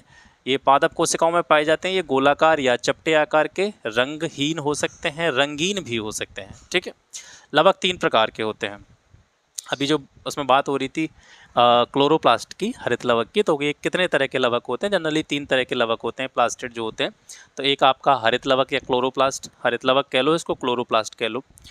तो दूसरा होता है आपका वर्णी लवक, ठीक है, इसको हम क्रोमोप्लास्ट भी कहते हैं। और तीसरा होता है अवर्णी लवक, जिसको हम ल्यूकोप्लास्ट कहते हैं। 3 तरीके के लवक होते हैं, हरित लवक, वर्णी लवक और अवर्णी लवक, ठीक है। हरित लवक, वर्णी लवक, अवर्णी लवक, इनके अतिरिक्त नाम क्या है? हरित लवक को क्लोरोप्लास्ट कहते हैं, वर्णी लवक को क्रोमोप्लास्ट कहते हैं और अवर्णी लवक को हम ल्यूकोप्लास्ट कहते हैं। 1 by 1 तीनों के बारे में थोड़ी थोड़ी जानकारी देख लेते हैं। हरित लवक या जिसको हम क्लोरोप्लास्ट कहते हैं, ये हरे रंग के लवक होते हैं, ठीक है, क्योंकि नाम ही उसमें हरा, उसमें हरित आ रहा है, तो मतलब हरे रंग के जो लवक हैं वो हरित लवक हैं, क्लोरोप्लास्ट हैं। इनका हरा रंग किसके कारण होता है? इनका हरा रंग जो है इनमें क्लोरोफिल पाया जाता है, पर्णहरित पाया जाता है, जिसके कारण इनका रंग हरा हो जाता है। बैक्टीरिया, नीले हरे शैवाल, लाल शैवाल और कवक, इनको छोड़ करके जितने भी हरित लवक हैं सभी पौधों की हरी कोशिकाओं में पाए जाते हैं, है ना भाई। हरित लवक की बात कर रहे हैं तो हरित लवक का रंग कैसा होता है? हरा होता है। तो इसके कुछ एक्सेप्शन है, उनको छोड़ दो, यानी लाल शैवालों को छोड़ दो, नीले हरे शैवालों को छोड़ दो, कवकों को छोड़ दो और बैक्टीरिया को छोड़ दो। इनको छोड़ करके जितने भी हरित लवक हैं ये सभी पौधों की हरी सेल्स में पाए जाते हैं, ग्रीन सेल्स में पाए जाते हैं। हरित लवक प्रकाश की उपस्थिति में अपने पर्णहरित की सहायता से, यानी अपने क्लोरोफिल की सहायता से प्रकाश संश्लेषण विधि द्वारा भोजन का निर्माण करते हैं। इसकी खोज किसने करी? सिम्पर ने 1885 में। क्लोरोप्लास्ट के चारों ओर इकाई कलाओं से बनी दो झिल्लियाँ होती हैं और ये दोनों झिल्लियाँ किसकी बनी होती हैं? लाइपोप्रोटीन की बनी होती है, ठीक है। 17वां क्वेश्चन है पॉलीसैकेराइड्स, ये अक्रिस्टलीय ठोस पदार्थ होते हैं और कारण क्या दे रखा है कि मंड मतलब स्टार्च जो होता है, स्टार्च एक प्रकार का पॉलीसैकेराइड है। तो दोनों जो स्टेटमेंट हैं, कारण और कथन, दोनों अपनी अपनी जगह पर सही हैं, लेकिन कारण कथन की व्याख्या नहीं कर रहा है। पॉलीसैकेराइड जो होते हैं ये क्रिस्टलीय ठोस पदार्थ होते हैं और मंड या स्टार्च जो होता है ये एक प्रकार का क्या होता है? पॉलीसैकेराइड ही होता है, ठीक है। ये पॉलीसैकेराइड और ये क्या है? मोनोसैकेराइड, ये सभी कार्बोहाइड्रेट के अंतर्गत आते हैं। नीचे इसको हम डिस्कस करेंगे, ठीक है। कार्बोहाइड्रेट क्या है? कार्बोहाइड्रेट जो हैं ये हाइड्रोजन और ऑक्सीजन जो एलिमेंट हैं उनसे बनने वाले कंपाउंड हैं, उनसे बनने वाले यौगिक हैं। इनमें हाइड्रोजन और ऑक्सीजन का जो रेशियो रहता है वो जल जैसा रहता है, 2:1, ठीक है। 2 अणु हाइड्रोजन के, 1 अणु ऑक्सीजन का। अगर स्ट्रक्चर के आधार पर देखा जाए तो कार्बोहाइड्रेट जो होते हैं वो ये 4 प्रकार के होते हैं: मोनोसैकेराइड, डाईसैकेराइड, ट्राईसैकेराइड और पॉलीसैकेराइड, ठीक है। मोनो, डाई, ट्राई और पॉली, ये याद रखेंगे। सैकेराइड्स 4 तरह के होते हैं। अब इसमें से पॉलीसैकेराइड के बारे में बात करते हैं। पॉलीसैकेराइड जो होता है ये अक्रिस्टलीय एवं जल में अविलेय होता है या फिर बहुत कम विलेय होता है और एक प्रकार का ठोस पदार्थ है। इनका स्वाद जो होता है, टेस्ट होता है, वो मीठा नहीं होता है, इसीलिए इनको अशर्करा भी कहते हैं, यानी शर्करा ये नहीं होते हैं, नॉन शुगर होते हैं। यह इंसुलिन, डहेलिया की जड़ों, स्टार्च, चावल, आलू, गेहूं, मक्का, केला, इन सभी में पाया जाता है। यानी पॉलीसैकेराइड का सोर्स क्या क्या है? ये इंसुलिन में होता है, ये डहेलिया जो पौधा होता है उसकी जड़ों में पाया जाता है ना, स्टार्च में पाया जाता है, इसके अलावा चावल में पाया जाता है, आलू में पाया जाता है, गेहूं, मक्का, केला, इन सभी में जो है पॉलीसैकेराइड पाया जाता है। आवश्यकता पड़ने पर ये शर्करा में बदल जाता है, अगर ज़रूरत पड़े तो ये शर्करा में भी चेंज हो जाता है। आयोडीन के घोल में ये जो है, अगर इसको आयोडीन के घोल में डाला जाए पॉलीसैकेराइड को, जो कलर निकल के आता है वो नीला बैंगनी होता है, ठीक है। आयोडीन के घोल में इसको डालने पर नीला बैंगनी रंग ये प्रदान करता है। साइटोलॉजी निम्न में से किसका अध्ययन है? तो ये आहार विज्ञान का अध्ययन है। साइटोलॉजी किसका अध्ययन है? आहार विज्ञान का अध्ययन है और इसमें स्वास्थ्य और रोगों के संबंध में आहार, यानी जो हमारा भोजन वगैरह होता है, पोषाहार है, पेयजल, इन सभी चीज़ों का अध्ययन किया जाता है। ऑप्शन में जो और 3 प्रकार के विज्ञान या अध्ययन दे रखे थे उनके बारे में देखते हैं। औषधि मात्रा विज्ञान, औषधि मात्रा विज्ञान का अध्ययन पोसोलॉजी कहलाता है। औषधि मात्रा विज्ञान का अध्ययन क्या कहलाता है? पोसोलॉजी कहलाता है। औषधि मतलब किस बीमारी में कितने क्वांटिटी में कोई भी जो मेडिसिन है वो दी जानी है, तो ये औषधि की मात्रा से संबंधित चीज़ें होती हैं, पोसोलॉजी के अंतर्गत आती हैं। केश विज्ञान जो होता है इसको ट्राइकोलॉजी कहते हैं और पादप विकास विज्ञान को बोलते हैं फाइटोजैसी, है ना। आगे देखते हैं। 19वां प्रश्न है हिपेटिक कोशिका। हिपेटिक कोशिका निम्न में से किस अंग की कोशिका होती है? तो ये सेल जो पाई जाती है ये यकृत में पाई जाती है। हिपेटिक कोशिका कहाँ पाई जाती है? यकृत में, ठीक है। कोशिका के बारे में आपको पता होगा, कोशिका जो होती है, सेल जो होती है, वो शरीर की सबसे छोटी संरचनात्मक या क्रियात्मक इकाई होती है जिसको हम सेल कहते हैं। और इसकी खोज किसने करी? रॉबर्ट हुक ने। कोशिका की खोज रॉबर्ट हुक ने करी। लेकिन यहाँ पर 2 महत्वपूर्ण चीज़ें हैं कि रॉबर्ट हुक ने जो खोज करी कोशिका की, वो कैसी कोशिका थी? वो डेड थी, मृत कोशिका थी, है ना। एक सूक्ष्मदर्शी के द्वारा कॉर्क के एक टुकड़े में इन्होंने डेड सेल्स को देखा था। लेकिन जीवित कोशिका को सबसे बड़े किसने देखा था, तो वो ल्यूवेनहॉक ने देखा था। जीवित कोशिका किसने देखी सबसे पहले, ल्यूवेनहॉक ने देखी। मरी हुई कोशिका या डेड सेल किसने देखी, तो वो रॉबर्ट हुक ने देखी। ल्यूवेनहॉक ने जो जीवित कोशिका देखी तो वो किसकी कोशिका थी, वो जीवाणु की कोशिका थी, बैक्टीरिया की, ठीक है। बैक्टीरिया की जो सेल थी, जीवित सेल, उसको ल्यूवेनहॉक ने सबसे पहले देखा था। और ये कुछ कोशिकाएं होती हैं जिनके कुछ विशेष नाम होते हैं, जैसे जो हिपेटिक कोशिका थी, यहाँ पे आपने देखा हिपेटिक कोशिका, ये यकृत की कोशिका का नाम है हिपेटिक कोशिका। तो ऐसे ही यहाँ तंत्र की जो कोशिका होती है आप सभी जानते हैं उसको, तो सबको पता होगा, न्यूरॉन, हमारा जो नर्वस सिस्टम होता है उसकी जो सेल होती है न्यूरॉन कहलाती है। वृक्क, ठीक है, वृक्क यानी किडनी की जो कोशिका होती है वो नेफ्रॉन कहलाती है। यकृत की कोशिका हिपेटिक कोशिका, हमारा क्वेश्चन था। मादा में जनन कोशिका जो होती है फीमेल्स में, वो अंड कोशिका उसको कहा जाता है। और मेल में जो जनन कोशिका होती है उसको शुक्राणु या स्पर्म कोशिका कहा जाता है। और पौधों में नर जनन कोशिका जो होती है उसको परागकण कहा जाता है, ठीक है। 20वां प्रश्न है, लोआ लोआ निम्न में से किस रोग के लिए उत्तरदायी कारक है, ठीक है। लोआ लोआ निम्न में से किस रोग के लिए उत्तरदायी कारक है, तो लोआ लोआ की वजह से फाइलेरिया होता है। क्या होता है, फाइलेरिया होता है। फाइलेरिया रोग किसके कारण होता है, नेमेटोड्स के कारण होता है। नेमेटोड, नेमेटेड को हिंदी में बोलते हैं सूत्रकृमि, ठीक है, सूत्रकृमि। और जो लोआ लोआ ऊपर नाम दे रखा था ये एक प्रकार का नेमेटोड ही होता है, एक प्रकार के नेमेटोड का नाम है क्या, लोआ लोआ, ठीक है, लोआ लोआ। फाइलेरिया फैलाने वाले कृमि जो होते हैं, कीड़े, मतलब कृमि मतलब कीड़े ही होते हैं एक तरह के। तो फाइलेरिया जिनसे फैलता है ऐसे कीड़े अलग अलग तरह के होते हैं, जिसमें से एक फाइलेरिया बैंक्रॉफ्टी प्रमुख रूप से इसका नाम आता है, फाइलेरिया बैंक्रॉफ्टी। ये प्रश्न आपने देखा होगा और ये शायद आपने नहीं देखा होगा। तो ये दोनों ही क्या है, नेमेटोड के अंतर्गत आते हैं, फाइलेरिया बैंक्रॉफ्टी और लोआ लोआ। इन दोनों की वजह से ही फाइलेरिया जो है फैलता है। इन कृमियों का वाहक जो होता है ये किसके द्वारा किसी भी व्यक्ति के शरीर में एंटर करते हैं, तो इसका जो वाहक होता है मतलब एक तरह से जिसके थ्रू ये जा रहे हैं, मीडिएटर मच्छर है इनका, जैसे मादा क्यूलेक्स फैटिगन्स कहते हैं। जब ये मच्छर मनुष्य को काटते हैं तो ये कृमि और इनके भ्रूण, ठीक है, ये जो कृमि होते हैं नेमेटोड जो होते हैं और इनके जो भ्रूण होते हैं मच्छर के शरीर से हमारे रक्त प्रवाह में जो है वो एंटर कर जाते हैं। और ये जो कृमि हैं, ये इनके जो भ्रूण हैं ये लसिका वाहिनी यानी हमारी जो लसिका वाहिनी है और लसिका ग्रंथियां जो है हमारी लसिका जो ग्लैंड हैं उनमें जो है ये एंटर कर जाते हैं। मनुष्य की लसिका वाहिनी और लसिका ग्रंथियों में ही इस जीवाणु के भ्रूण जो होते हैं फिर वो धीरे धीरे अंदर डेवलप होने लग जाते हैं। ये जीवाणु लसिका वाहिनी और ग्रंथियों में घूमते हैं और इनके मार्ग में क्या करते हैं, बाधा डालते हैं। इस कारण लसिका वाहिनियाँ और ग्रंथियाँ क्या कर जाती हैं, फूल जाती हैं और इसी को फाइलेरियोसिस रोग के नाम से जाना जाता है। ऑप्शन में पीत ज्वर दे रखा था, येलो फीवर, ये एक तीव्र वायरल रक्तस्रावी बीमारी, ठीक है। पीत ज्वर एक वायरस से फैलता है जो एडीज एजिप्टी मच्छर के द्वारा फैलता है। डेंगू एक वायरल बीमारी है और इसका जो कारण होता है वो मादा एडीज मच्छर होती है। और मलेरिया जो है ये एक प्रोटोजोआ प्लाज्मोडियम के कारण होता है। मलेरिया प्रोटोजोआ जनित रोग है और प्लाज्मोडियम इसका कारण होता है। और प्लाज्मोडियम में P vivax Plasmodium, P malariae Plasmodium और पी फाल्सीफेरम प्लाज्मोडियम, ये 3 तरीके से फैलता है, ठीक है। इसमें से जो पी फाल्सीफेरम होता है ये सबसे गंभीर और घातक मलेरिया का कारण बनता है। मलेरिया का वेक्टर मादा एनाफिलीज मच्छर है जो बीजाणुज यानी प्लाज्मोडियम का एक संक्रामक रूप जिसको बीजाणुज कहते हैं इसको ट्रांसफ़र करने का काम करता है। आगे 21वां प्रश्न देखते हैं, निम्न में से कौन सा हार्मोन पादप बीजों में यानी पौधे के जो बीज हैं उनमें सुसुप्तावस्था को प्रोत्साहित करता है, यानी उनको उगने नहीं देता, है ना, उनको एक तरह से अंकुरित नहीं होने देता।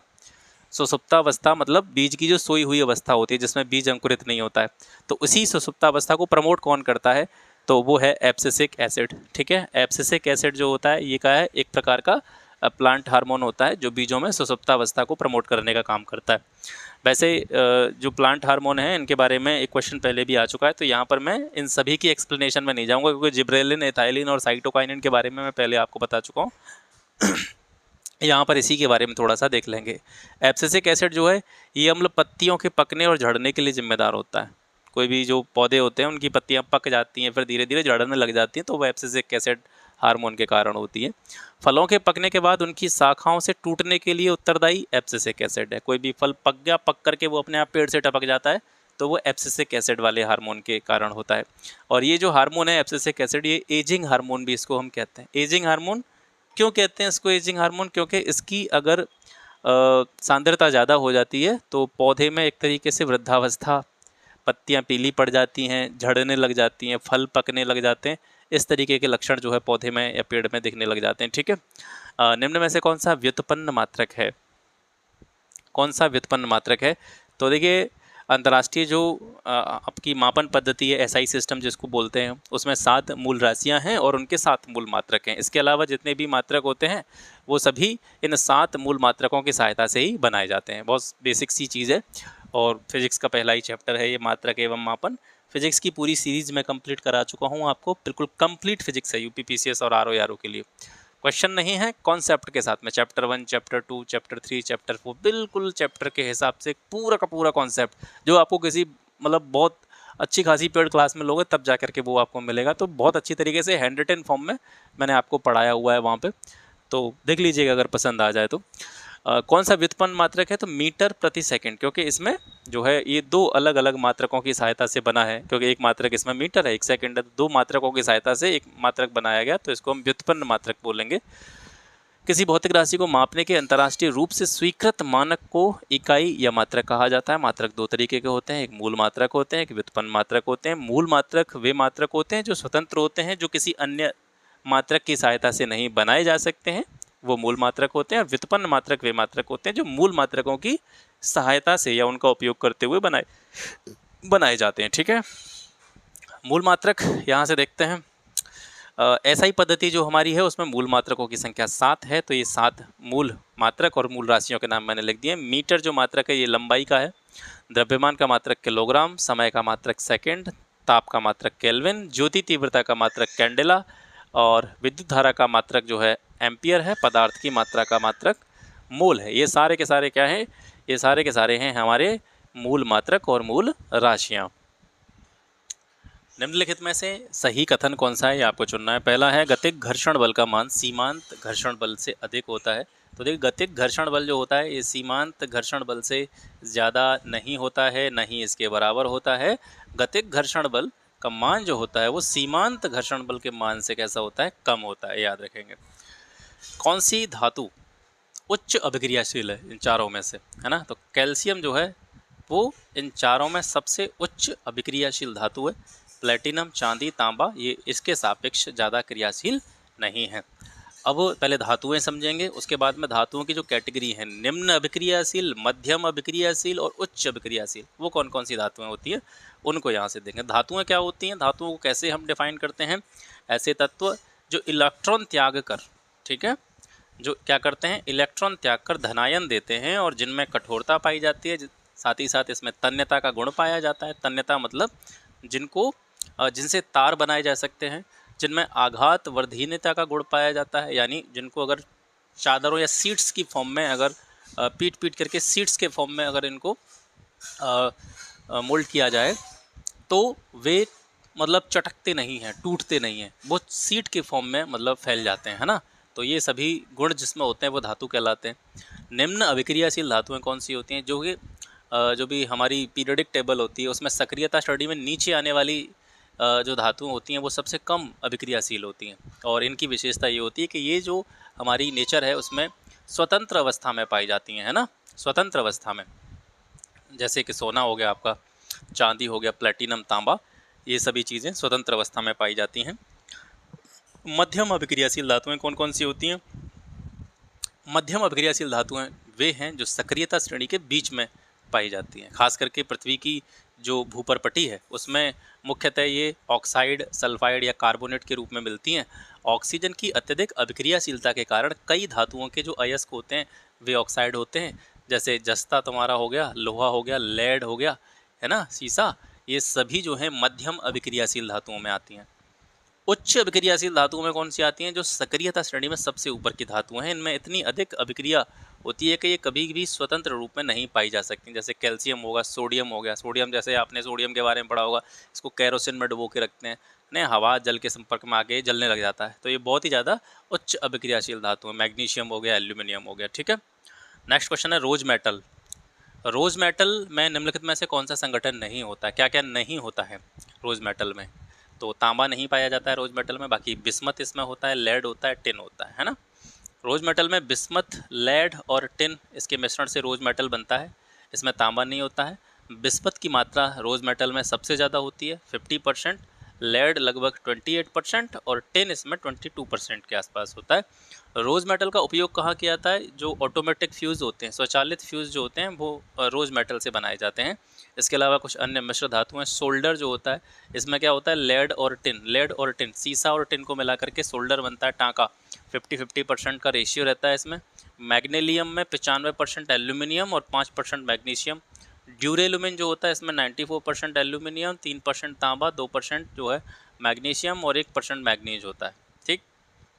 मुंज मेटल, इसमें क्या क्या होता है? तांबा जस्ता। मुंज मेटल में तांबा जस्ता होता है 60-40, यानी आपके 3:2 इस रेशियो में होता है। रोल्ड गोल्ड जो होता है उसमें 90% तांबा होता है, 10% एल्यूमिनियम होता है। चांदी के संदर्भ में निम्नलिखित कथनों में से असत्य कथन को चुनना है। चांदी का परमाणु क्रमांक 45 है, ठीक है, और इसके यौगिक हॉर्न सिल्वर को सिल्वर नाइट्रेट के नाम से जाना जाता है। दोनों स्टेटमेंट गलत हैं, ठीक है। चांदी के बारे में जानते हैं। चांदी जो है ये हमारी जो पीरियोडिक टेबल होती है उसमें डी ब्लॉक के अंतर्गत आती है। डी ब्लॉक की जो धातुएं हैं इनको संक्रमण धातु कहते हैं, ट्रांजिशन मेटल बोलते हैं ना, डी ब्लॉक के अंतर्गत जो आते हैं। तो इसका जो परमाणु क्रमांक है, एटॉमिक नंबर है, वो 47 होता है चांदी का। और चांदी की जो विद्युत चालकता होती है ये सबसे ज़्यादा होती है, ठीक है। ये कम अभिक्रियाशील धातु है और धातु प्रकृति में मुक्त अवस्था के साथ साथ संयुक्त अवस्था दोनों अवस्थाओं में ये पाई जाती है। सिल्वर का निष्कर्षण इसके मुख्य अयस्क अर्जेंटाइट से साइनाइड विधि के द्वारा किया जाता है। चांदी जो निकाली जाती है इसका अयस्क है अर्जेंटाइट। इसके अलावा भी इसके और अयस्क हैं, ठीक है। अर्जेंटाइट एक मुख्य अयस्क है इसका। चांदी के यौगिकों को अगर देखें तो सिल्वर नाइट्रेट इसका यौगिक है, इसको ल्यूनर कास्टिक भी कहा जाता है। और सिल्वर नाइट्रेट जल में विलेय होता है, इसके साथ साथ ये क्रिस्टलीय ठोस के रूप में होता है। सिल्वर नाइट्रेट का जलीय विलयन कागज और त्वचा को क्या कर देता है? काला कर देता है। मतदान के समय पर जो स्याही लगाते हैं ना, उसमें भी सिल्वर नाइट्रेट जो है मेन कंपोनेंट होता है। सिल्वर क्लोराइड के बारे में बात करते हैं। इसको हॉर्न सिल्वर भी कहा जाता है। सिल्वर क्लोराइड को ही क्या कहा जाता है? हॉर्न सिल्वर कहा जाता है। ये प्रकाश के साथ में संवेदनशील है, जिसका प्रयोग फोटोक्रोमेटिक कांच बनाने में किया जाता है। सिल्वर क्लोराइड का यूज कहाँ पे होता है? फोटोक्रोमेटिक कांच बनाने में। इसके साथ साथ ये कवक रोधी है। पर्सनल डिओड्रेंट में भी इसका यूज होता है, जो आप डिओड्रेंट लगाते होंगे। और इसके अलावा जल के उपचार में भी इसका यूज होता है। सिल्वर ब्रोमाइड आपको पता है फोटोग्राफी प्लेट बनाने में इसका यूज होता है। घास में कौन सा अम्ल पाया जाता है? तो घास में सर बेंजोइक अम्ल पाया जाता है। घास में कौन सा अम्ल पाया जाता है? बेंजोइक अम्ल पाया जाता है। यहाँ पे कुछ पदार्थ हैं और उसमें पाए जाने वाले एसिड दे रखे हैं। तो संतरा और नींबू वर्ग के जो खट्टे फल होते हैं उनमें सिट्रिक एसिड होता है। सेब में मैलिक एसिड होता है। बिच्छू, बर्र, ततैया ये सारे होते हैं, इनका जो डंक होता है, यानी जो ये काट जाते हैं तो कभी कभी एकदम बहुत तेज़ दर्द होता है तो वो फॉर्मिक एसिड रिलीज कर देते हैं हमारी बॉडी में। ठंडे पेय पदार्थ जो होते हैं, कोल्ड ड्रिंक वगैरह, इनमें कार्बोनिक एसिड होता है। पालक टमाटर में ऑक्जेलिक एसिड होता है। दही में लैक्टिक एसिड होता है। जो मक्खन होता है, दुर्गंधित मक्खन जिसमें से बुरी स्मेल आती है, तो वो ब्यूटेरिक अम्ल के कारण आती है। आमाशय रस में HCl होता है, हाइड्रोक्लोरिक अम्ल होता है। चाय में टैनिक अम्ल होता है। विश्व भर में जैव विविधता हॉटस्पॉट किस संगठन के द्वारा घोषित किए जाते हैं? देखिए कुछ जो लोकेशंस होती हैं उनको हॉटस्पॉट के रूप में डिक्लेयर किया जाता है, तो वो डिक्लेयर कौन करता है, कौन सा संगठन? तो वो कंजर्वेशन इंटरनेशनल है, जिसके द्वारा पूरे वर्ल्ड में जो भी बायोडाइवर्सिटी के हॉटस्पॉट होते हैं वो डिक्लेयर करे जाते हैं। कंजर्वेशन इंटरनेशनल द्वारा विश्व भर में जैव विविधता हॉटस्पॉट घोषित किए जाते हैं, जबकि सागरीय क्षेत्र जो होते हैं, है ना, सागर वाले क्षेत्र जो होते हैं उसमें ऐसे क्षेत्रों को होप स्पॉट बोलते हैं, ठीक है। हॉटस्पॉट स्थलीय लोकेशंस होती हैं और जो जलीय लोकेशंस हैं सागरीय क्षेत्रों में उनको होप स्पॉट कहते हैं।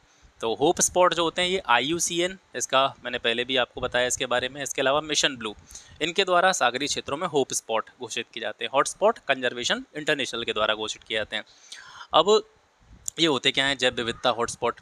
जैव विविधता हॉटस्पॉट पृथ्वी पर वे जैव भौगोलिक क्षेत्र हैं जो जैविक रूप से कैसे हैं? समृद्ध हैं और गंभीर रूप से संकटग्रस्त हैं या नष्ट होने का संकट जिनके ऊपर मंडरा रहा है, वे सभी जो लोकेशंस होती हैं वो जैव विविधता हॉटस्पॉट के अंतर्गत आती हैं। ये इन्वायरमेंट वाला सेक्शन चल रहा है अपना, ठीक है। किसी क्षेत्र को जैव विविधता हॉटस्पॉट के रूप में मान्यता प्राप्त करने के लिए उसके 2 मापदंड होते हैं। वो कौन कौन से मापदंड होते हैं? पहला, इसमें स्थानिक रूप से कम 1500 पौधों की विशेष प्रजातियां पाई जानी चाहिए जो पृथ्वी पर कोई और ना पाई जाए। ये स्थानिक वर्ड जो इसमें जुड़ा हुआ है, स्थानिक का मतलब लोकल, है ना।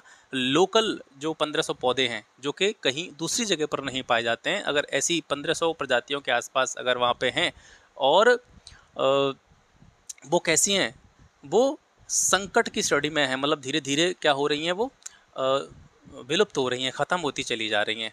यानी मूल प्राकृतिक वनस्पति जो है उसका 30% या इससे कम हिस्सा ही जो है वहाँ पे बचा हुआ है। तो ये अगर 2 मानदंड होंगे तो वो स्थल जो है वो क्या घोषित कर दिया जाएगा? एक हॉटस्पॉट घोषित कर दिया जाएगा।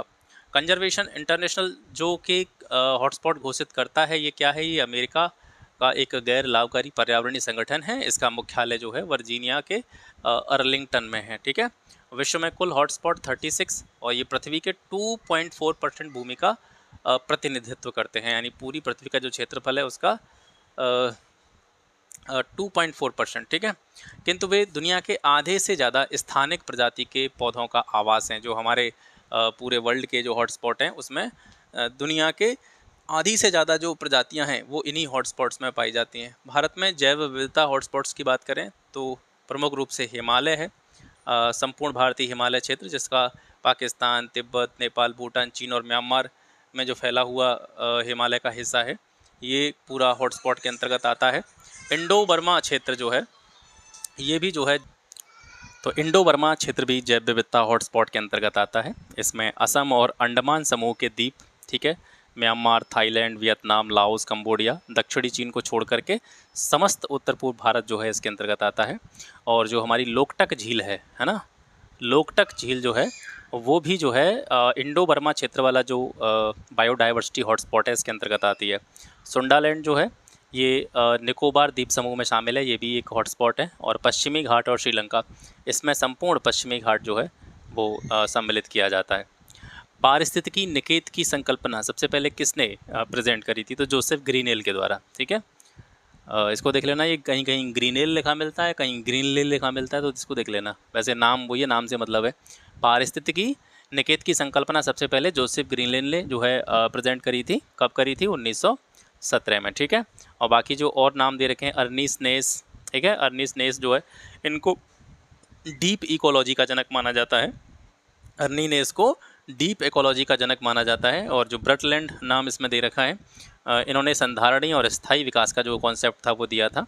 संधारणीय और स्थायी विकास की अवधारणा को किसने प्रतिपादित किया? ब्रटलैंड ने 1987। जोसेफ फोरियर ने ग्रीन हाउस गैस की संकल्पना जो है प्रेजेंट करी थी। अब इसमें जो टर्म यूज हुआ, पारिस्थितिकी निकेत, इकोलॉजिकल निच, इसको देखते हैं। इस शब्द को सबसे पहले जोसेफ ग्रीनेल ने वर्ष 1917 में प्रेजेंट किया। इन्होंने इस पारिस्थितिक निकेत को किस तरीके से समझाया, इसको इन्होंने सूक्ष्म आवास के रूप में जो है डिफाइन किया। प्रकृति में अनेक प्रजातियां एक ही पर्यावास में, एक ही इन्वायरमेंट में पाई जाती हैं, लेकिन उनके कार्य जो होते हैं वो कैसे कैसे होते हैं? अलग अलग होते हैं।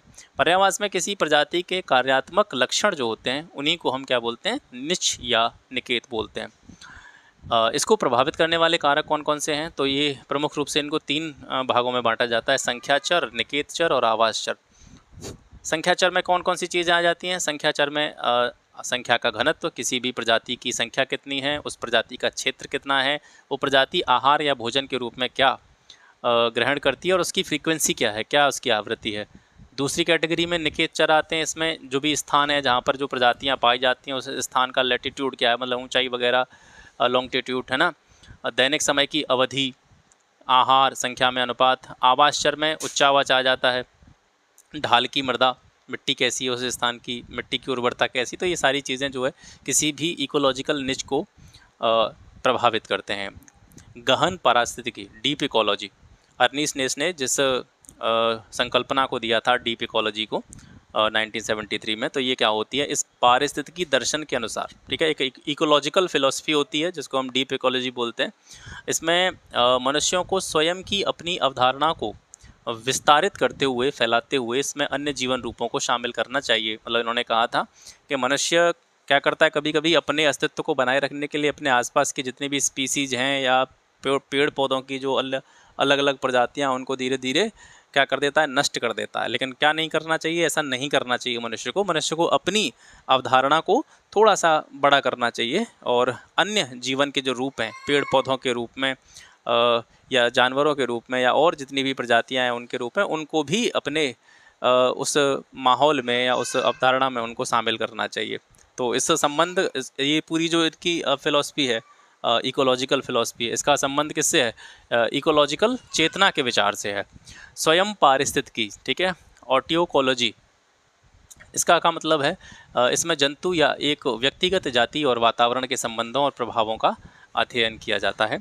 समुदाय पारिस्थितिकी एक टर्म आता है, ठीक है, साइनेकोलॉजी इसको बोलते हैं। इसमें क्या होता है, इसमें एक ही स्थान पर पाए जाने वाले सभी पौधे और सभी जंतु समुदायों के व्यवहार का अध्ययन किया जाता है और वातावरण के साथ में उनके क्या रिलेशंस हैं, क्या संबंध हैं, उनका अध्ययन किया जाता है।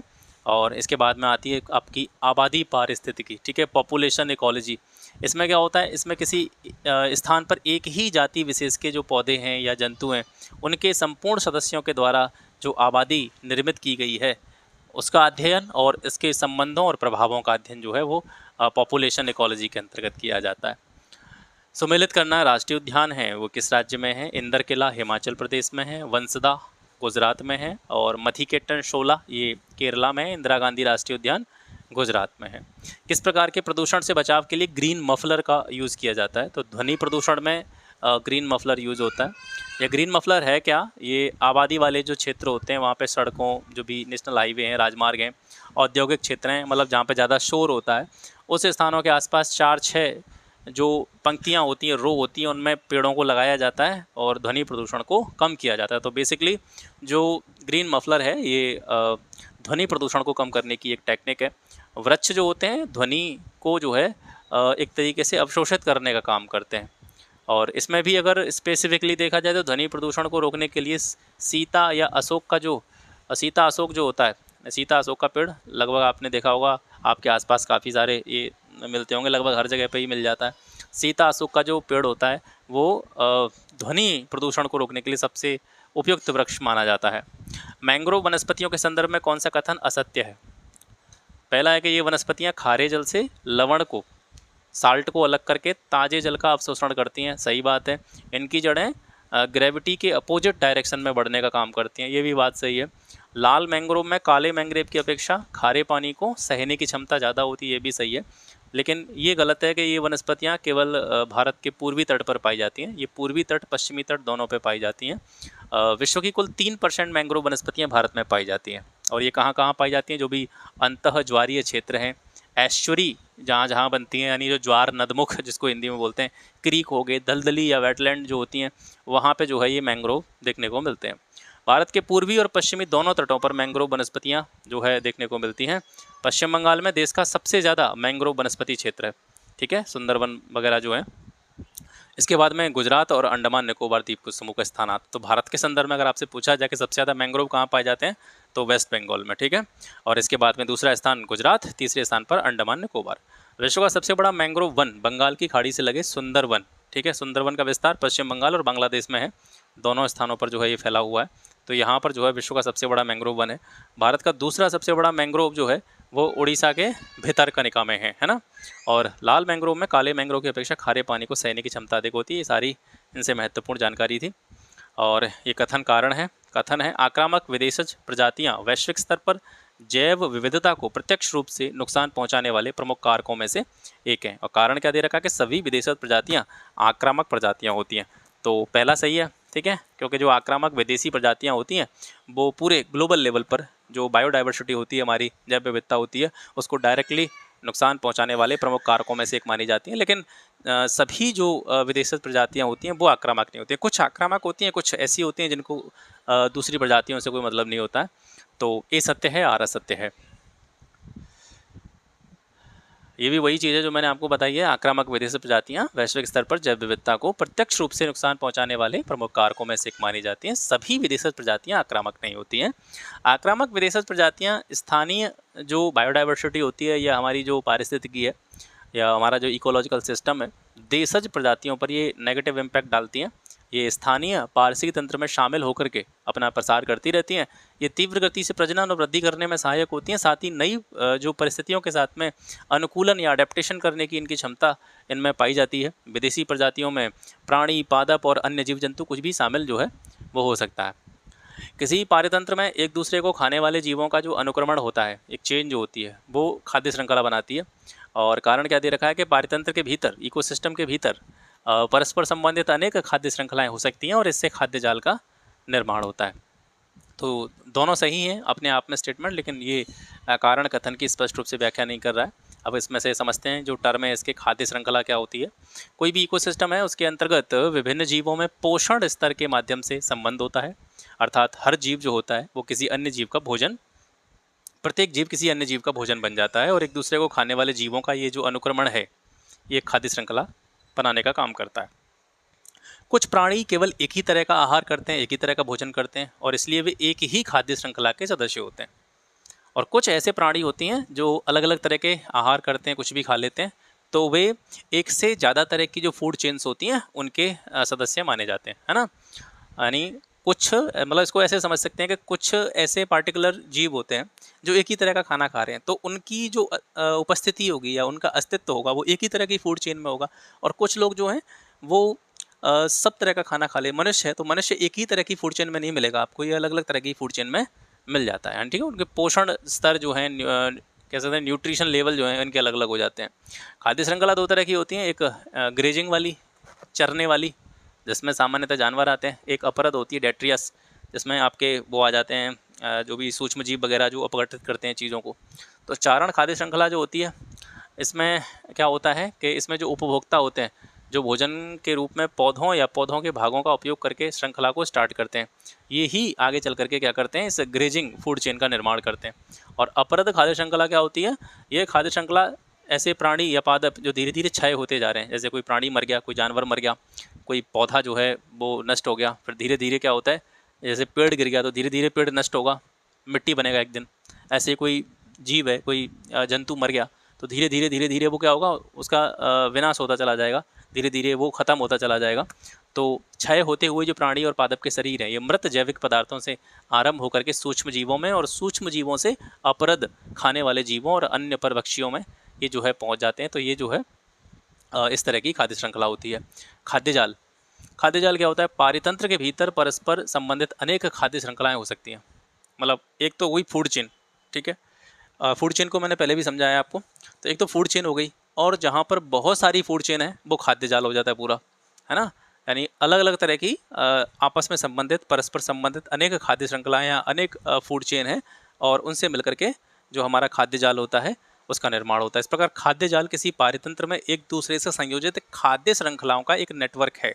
अलग अलग खाद्य श्रृंखलाएं जो परस्पर एक दूसरे से रिलेटेड हैं उनका जो नेटवर्क होता है उसी को हम क्या बोलते हैं, खाद्य जाल बोल देते हैं। निम्न में से कौन सा गैसीय चक्र का प्रकार नहीं है, तो फॉस्फोरस जो है ये गैसीय चक्र वाली कैटेगरी में नहीं आता है। बाकी नाइट्रोजन चक्र, ऑक्सीजन चक्र, कार्बन चक्र, ये सभी गैसीय चक्र हैं। पोषण चक्रों के प्रकारों को देखते हैं यहाँ पे। भंडार के स्वरूप के आधार पर पोषण चक्र दो तरीके के होते हैं, पहला गैसीय चक्र और दूसरा अवसादी चक्र। गैसीय चक्र में कौन कौन से चक्र होते हैं, नाइट्रोजन चक्र, ऑक्सीजन चक्र, कार्बन चक्र। और अवसादी चक्र में कौन कौन से आते हैं, फास्फोरस चक्र, सल्फर चक्र, ये अवसादी चक्र में आते हैं। 36 क्वेश्चन है, कौन सा पर्यावरणीय अनुकूलन का प्रकार नहीं है, व्यवहारात्मक अनुकूलन, प्राकृतिक अनुकूलन, शारीरिक अनुकूलन, संरचनात्मक अनुकूलन, है ना, अडेप्टेशन। तो प्राकृतिक अनुकूलन जो होता है ये पर्यावरणीय अनुकूलन का एक टाइप नहीं होता है। बाकी व्यवहारात्मक अनुकूलन हो गया, शारीरिक अनुकूलन हो गया, संरचनात्मक स्ट्रक्चरल अडेप्टेशन जो है ये सारे जो हैं पर्यावरणीय अनुकूलन के प्रकारों में आते हैं। सबसे पहले अनुकूलन समझते हैं। अनुकूलन या अडेप्टेशन ये क्या होता है, किसी जीव या पौधे की बनावट या उसके व्यवहार या उसके जीने का तरीका, पद्धति, सिस्टम जिसकी सहायता से वो किसी विशेष पर्यावरण में जीवित रहता है उसी को हम अडेप्टेशन कहते हैं, है ना। जैसे मछलियों में गलफड़े पाए जाते हैं, है ना, तो जिसकी वजह से वो पानी में श्वसन कर सकती हैं, तो इस वजह से वो पानी में रह लेती हैं। और जलीय पर्यावास के प्रति उनका शरीर जो है वो कैसा है, अनुकूल है ना। अब जैसे आप देखेंगे अलग अलग तरीके के, जैसे यहाँ की भीड़ें देखेंगे आप या यहाँ की बकरी देख लो आप, तो उस पर बकरी पे छोटे छोटे बाल होंगे। पर्वतीय क्षेत्रों की जो बकरियाँ होंगी उन पर ऑटोमेटिकली बड़े बड़े बाल आपको दिखाई देंगे। यहाँ की बकरी इस तरह के वातावरण में उन बालों के साथ में क्या है, अनुकूलन बनाए रख रही है, अपना अडेप्टेशन है उसका। और ये बकरी अगर पर्वतीय क्षेत्रों में बेच दी जाएगी मर जाएगी, या वो वाली बकरी इस वाले माहौल में लाएगी तो वो मर जाएगी, क्योंकि वो उसके ज़्यादा बाल हैं तो फिर उसको गर्मी ज़्यादा लगेगी। इस वाली को उधर ले जाएंगे तो उसको ठंड ज़्यादा लगेगी। तो हर जीव जो है, या हर जीव या पौधा है कोई भी, उसकी बनावट या उसका जो व्यवहार है या उसका जो एक जीने का सिस्टम है वो किसी विशेष पर्यावरण में रहता है ना। हर व्यक्ति एक पर्यावरण के हिसाब से जो है अपने आप को अनुकूलित करता है, ये अडेप्टेशन का प्रोसेस रहता है। तो ये अडेप्टेशन जो होते हैं वो 3 तरीके के होते हैं, संरचनात्मक, व्यवहारात्मक और शारीरिक। तीनों को समझते हैं। संरचनात्मक अनुकूलन क्या है? ये अनुकूलन शारीरिक संरचना के आधार पर होता है, जैसे किसी जीव के शरीर के आकार, अंग, रंग आदि से ये रिलेटेड रहता है।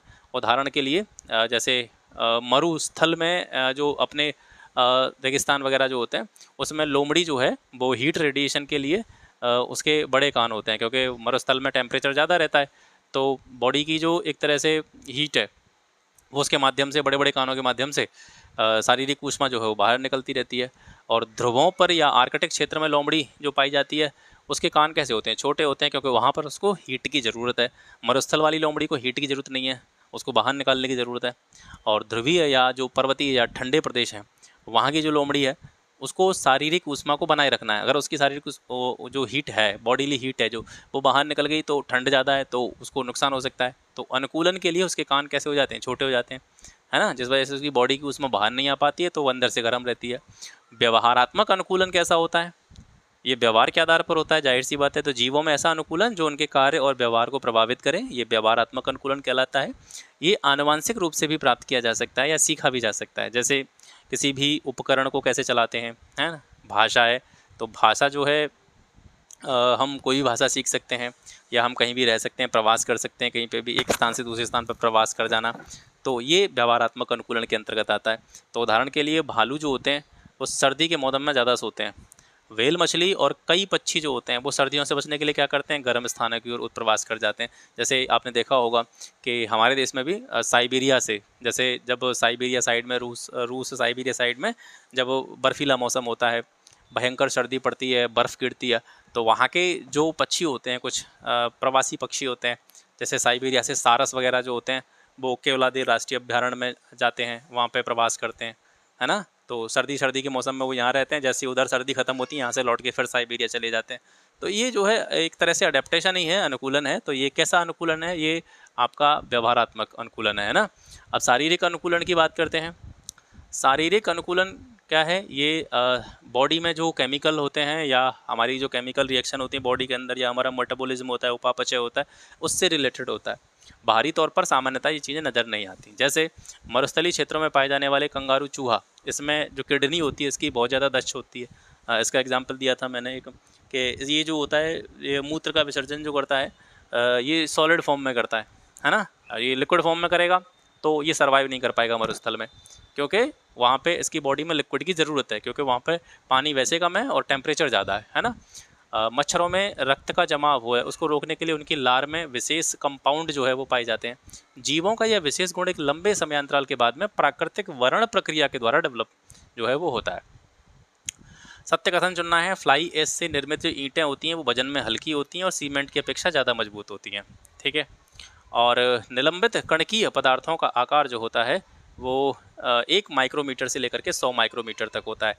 तो ये जो है गलत है, ये जो है सही है ना। 1 माइक्रोमीटर से 10 माइक्रोमीटर तक का जो आकार होता है वो निलंबित कणकीय पदार्थ होते हैं। फ्लाई ऐश समझते हैं सबसे पहले। फ्लाई ऐश क्या है? फ्लाई ऐश एक सूक्ष्म पाउडर होता है जो वायु के साथ दूर तक उड़ जाता है हवा में, और इसका उत्सर्जन कहाँ से होता है? मुख्यतः जो कोयला पर आधारित जो हमारे ताप विद्युत घर होते हैं वहाँ से जो है ये प्रमुख रूप से निकलता है। फ्लाई ऐश कणों का निर्माण aluminium silicate, silicon dioxide, calcium oxide, ये सारी चीज़ों से होता है। इसमें सीसा भी पाया जाता है, आर्सेनिक, कोबाल्ट, कॉपर, ये जो जहरीली और भारी धातुएं हैं इनके कण भी इसमें होते हैं। और इसको कंज्यूम अगर कैसे भी अगर ये हमारे रेस्पिरेटरी सिस्टम में जाते हैं तो कहीं ना कहीं बहुत सारी बीमारियां इसकी वजह से उत्पन्न होती हैं। इसका बारीक पाउडर पौधों की पत्तियों पर जमा हो जाता है, उनके प्रकाश संश्लेषण को बाधित कर देता है, भोजन नहीं बना पाते हैं तो पौधे की वृद्धि रुक जाती है। प्रकाश संश्लेषण के परिणाम स्वरूप निकलने वाली ऑक्सीजन की मात्रा को भी ये घटा देता है। वायु की जो क्वालिटी होती है उसका भी ये नुकसान करता है। फ्लाई ऐश के कुछ प्रयोग भी हैं, जैसे फ्लाई ऐश से ईंटें बनाई जाएँ तो वे नॉर्मल ईंटों की सापेक्ष वेट में हल्की होती हैं और सीमेंट की अपेक्षा ज़्यादा मजबूत होती हैं। इसे भूमि भराव में भी प्रयोग किया जाता है, इसका खेतों में भी छिड़काव किया जाता है। ये मिट्टी की जो जल ग्रहण क्षमता है उसको बढ़ा देती है और फसल की पैदावार को भी बढ़ा देती है। अब इसमें जो शब्द यूज हुआ है निलंबित कणकीय पदार्थ, इनको बोलते हैं सस्पेंडेड पार्टिकुलेट मैटर, एसपीएम है, संक्षेप में इसको एसपीएम बोलते हैं। तो ये क्या होते हैं, निलंबित कणकीय पदार्थ में ठोस और निम्न वाष्प दाब वाले द्रव कण आते हैं जिनका आकार 0.01 माइक्रोमीटर से 100 माइक्रोमीटर तक होता है ना। तो ये यहाँ पे कितना दे रखा था, 1 माइक्रोमीटर से दे रखा था, ये 0.01 माइक्रोमीटर होता है, ठीक है। कम से कम छोटा से छोटा आकार इसका 0.01 माइक्रोमीटर होता है, 1 मीटर नहीं होता है। इसमें पाए जाने वाले बड़े कण औद्योगिक धूल कण, ज्वालामुखी कण, सल्फेट, कार्बन अणु और बहुनाभिकीय एरोमेटिक हाइड्रोकार्बन, ये सभी जो है इनमें आते हैं।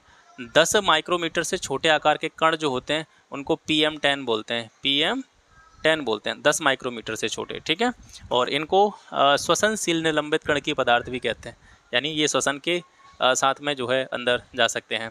सबसे छोटे कण ये 2.5 माइक्रोमीटर से भी कम आकार के होते हैं, इनको PM2.5 कहते हैं। ये सांस द्वारा फेफड़ों में और गहराई तक चले जाते हैं और बहुत सी बीमारियां पैदा करते हैं। राष्ट्रीय वायु गुणवत्ता सूचकांक में वायु गुणवत्ता की कितनी कैटेगरी बनाई गई है, तो 6 कैटेगरी बनाई गई हैं। और इन श्रेणियों के लिए एयर क्वालिटी इंडेक्स है वो किस तरीके से है, यानी जो एक नंबर दे दिया गया है इनको 6 कैटेगरीज को, अगर वो स्कोर जो है वायु गुणवत्ता का वो 0 से 50 के बीच है तो वो अच्छा है, 51 से 100 के बीच में आ रहा है तो वो संतोषजनक है, 101 से 200 के बीच में आ रहा है तो मध्यम प्रदूषित है। जैसे जैसे ये नंबर बढ़ता जाएगा तो एयर क्वालिटी ख़राब होती जाती है ना। आप आजकल तो मोबाइल में भी चेक कर सकते हैं, आप किसी जगह पे खड़े हैं तो एयर क्वालिटी वहाँ की चेक कर सकते हैं, वो बता देगा आपको। 200 से 300 के बीच में है तो ख़राब है, और 301 से 400 के बीच में बहुत ख़राब है, और 401 से लेकर 500 के बीच में अगर इसका नंबर आ रहा है तो ये बहुत ही गंभीर प्रकार के वातावरण में आप खड़े हुए हैं। वायु गुणवत्ता सूचकांक में 8 प्रदूषणकारी तत्वों पर विचार किया जाता है, ठीक है। यानी वायु की जो क्वालिटी है, एयर इंडेक्स जो है, एयर क्वालिटी जो है, वो वायु में उपस्थित कौन कौन से प्रदूषणों के आधार पर उसकी क्वालिटी की जांच करी जाती है। तो PM10 अभी हम बात कर रहे थे, PM2.5 nitrogen dioxide, ozone, ammonia, SO2, carbon monoxide और लेड, ये सारी चीज़ें जब वायु में उपस्थित होती हैं तो वायु को प्रदूषित करती हैं, है ना। निम्नलिखित में से किस विधि से पाग, यहाँ से थोड़ा सा मिसप्रिंट है, इसको सही कर लेना, ये पाग नहीं है, ये पारा है, पारे को मृदा से, है ना, थोड़ा सा इसको सही कर लेना, पारे को मृदा से। निम्न में से किस विधि के द्वारा पारे को मृदा से अलग करके जैव उपचार किया जाता है। तो ये जो विधि है इसका नाम है फाइटोवोलेटाइजेशन। फाइटोवोलेटाइजेशन के द्वारा मिट्टी से पारे को अलग किया जाता है। आगे देखते हैं इसकी व्याख्या। जैव उपचार की जैव उपचार जहाँ पे जो यूज हो रहा है ये जैव उपचार की ही टेक्निक थी जिसके बारे में अभी आपने देखा। तो जैव उपचार एक अपशिष्ट प्रबंधन की टेक्निक है जिसके अंतर्गत प्राकृतिक रूप से जो सूक्ष्म जीव उपलब्ध होते हैं, जीवाणु उपलब्ध होते हैं या कवक जो उपलब्ध हैं प्राकृतिक रूप से, इन सभी का यूज़ करके खतरनाक पदार्थों को कम खतरनाक या कम विषाक्त या गैर विषाले पदार्थों में जो है विघटित करने का काम किया जाता है। इसकी कई विधियाँ हैं, इसमें से पहली है आपकी राइजो डिग्रेडेशन। इसमें क्या होता है, इसमें राइजोस्फीयर के प्रदूषकों का अपघटन सूक्ष्मजीवों की क्रियाओं के द्वारा संपन्न होता है। इसमें कौन कौन से सूक्ष्मजीव आते हैं, जैसे जीवाणु हो गए, यीस्ट हो गए, कवक हो गए, इनके द्वारा राइजोस्फीयर के प्रदूषकों का अपघटन किया जाता है। ये राइजोस्फीयर क्या है, राइजोस्फीयर जो होता है ये पौधों की जो जड़ होती हैं उनके आसपास की मिट्टी को सूक्ष्मजीवों को आवास प्रदान करने का काम करता है ना। राइजो फिल्ट्रेशन, ये जल के जैव उपचार की टेक्निक है। इसका प्रयोग प्राकृतिक नम भूमि जो होती है ना, और ज्वार नदमुख जो होते हैं, एस्चुरी, इनमें प्रदूषकों की मात्रा को कम करने के लिए किया जाता है। ये मिट्टी को स्वच्छ करने का काम नहीं करता है। और हमारा जो प्रश्न था जिस पर आधारित फाइटोवोलेटाइजेशन, इस प्रक्रिया में पादप यानी जो पौधे होते हैं मिट्टी से ठोस धातु या कार्बनिक प्रदूषकों को ग्रहण करके उन्हें वाष्पशील पदार्थों में यानी गैसों में बदल देते हैं और वातावरण में छोड़ देते हैं। पारे को मिट्टी से अलग इसी विधि के द्वारा किया जाता है, फाइटोवोलेटाइजेशन के द्वारा। इसके बाद में आता है माइको रेमेडिएशन। माइको रेमेडिएशन क्या है, अपशिष्ट पदार्थों के अपघटन के लिए कवक का एक सबसे कवक जो है एक सबसे प्रबल कारक माना जाता है जो मृदा आहार जाल का एक आवश्यक घटक है। इस प्रक्रिया में कवक का प्रयोग करके जैवोपचार किया जाता है। तो कवक का प्रयोग किस में किया जाता है, माइको रेमेडिएशन में, ठीक है। और आज का अंतिम प्रश्न है, जैव विविधता और पारिस्थितिकी तंत्र सेवाओं पर अंतर सरकारी विज्ञान नीति मंच, इसके संबंध में निम्न में से कौन से कथन सही हैं। तो देखिए, जो जैव विविधता और पारिस्थितिकी तंत्र सेवाओं पर अंतर सरकारी विज्ञान नीति मंच है, इसका गठन 2012 में हुआ। मुख्यालय इसका जर्मनी के बॉन में है और भारत इसका सदस्य देश है। तो तीनों कथन जो है ये सही है। और ये जो मंच है ये क्या करता है, कौन सी रिपोर्ट जारी करता है? ये आक्रामक विदेशी प्रजातियां और उनके नियंत्रण से जुड़ी हुई जो आकलन रिपोर्ट है वो इसी के द्वारा जारी की जाती है। ठीक है, तो ये हो गया आज का सेशन। आशा करता हूँ आज का सेशन आपको पसंद आया होगा। ऐसी ही और शानदार क्लासेस अगर आपको चाहिए तो आप इस चैनल से जुड़ सकते हैं, इसको सब्सक्राइब कर सकते हैं। इसके साथ साथ क्लास अगर आपको पसंद आया है, यहाँ तक आप देख रहे हैं, तो आप अपना उत्तरदायित्व तो अपनी रिस्पॉन्सिबिलिटी समझते हुए कि कोई सामने बैठ करके 4-5 घंटे में ये 40 क्वेश्चन और उनकी एक्सप्लेनेशन टाइप करके हमको फ्री में प्रोवाइड कर रहा है, तो आप अपना एक नैतिक दायित्व मानते हुए इसको जहाँ पे भी आपके जो ग्रुप्स हों, स्टडी ग्रुप्स हों, फ्रेंड्स ग्रुप्स हों, उसमें इसको शेयर ज़रूर कीजिएगा। बाकी यहाँ तक अगर आप देख रहे हैं इसको और यहाँ तक आप उपस्थित हैं तो आपका बहुत बहुत आभार, बहुत बहुत धन्यवाद। मिलते हैं आपसे फिर एक नेक्स्ट वीडियो में ऐसे ही शानदार प्रश्नों के साथ में। तब तक के लिए नमस्कार, जय हिंद।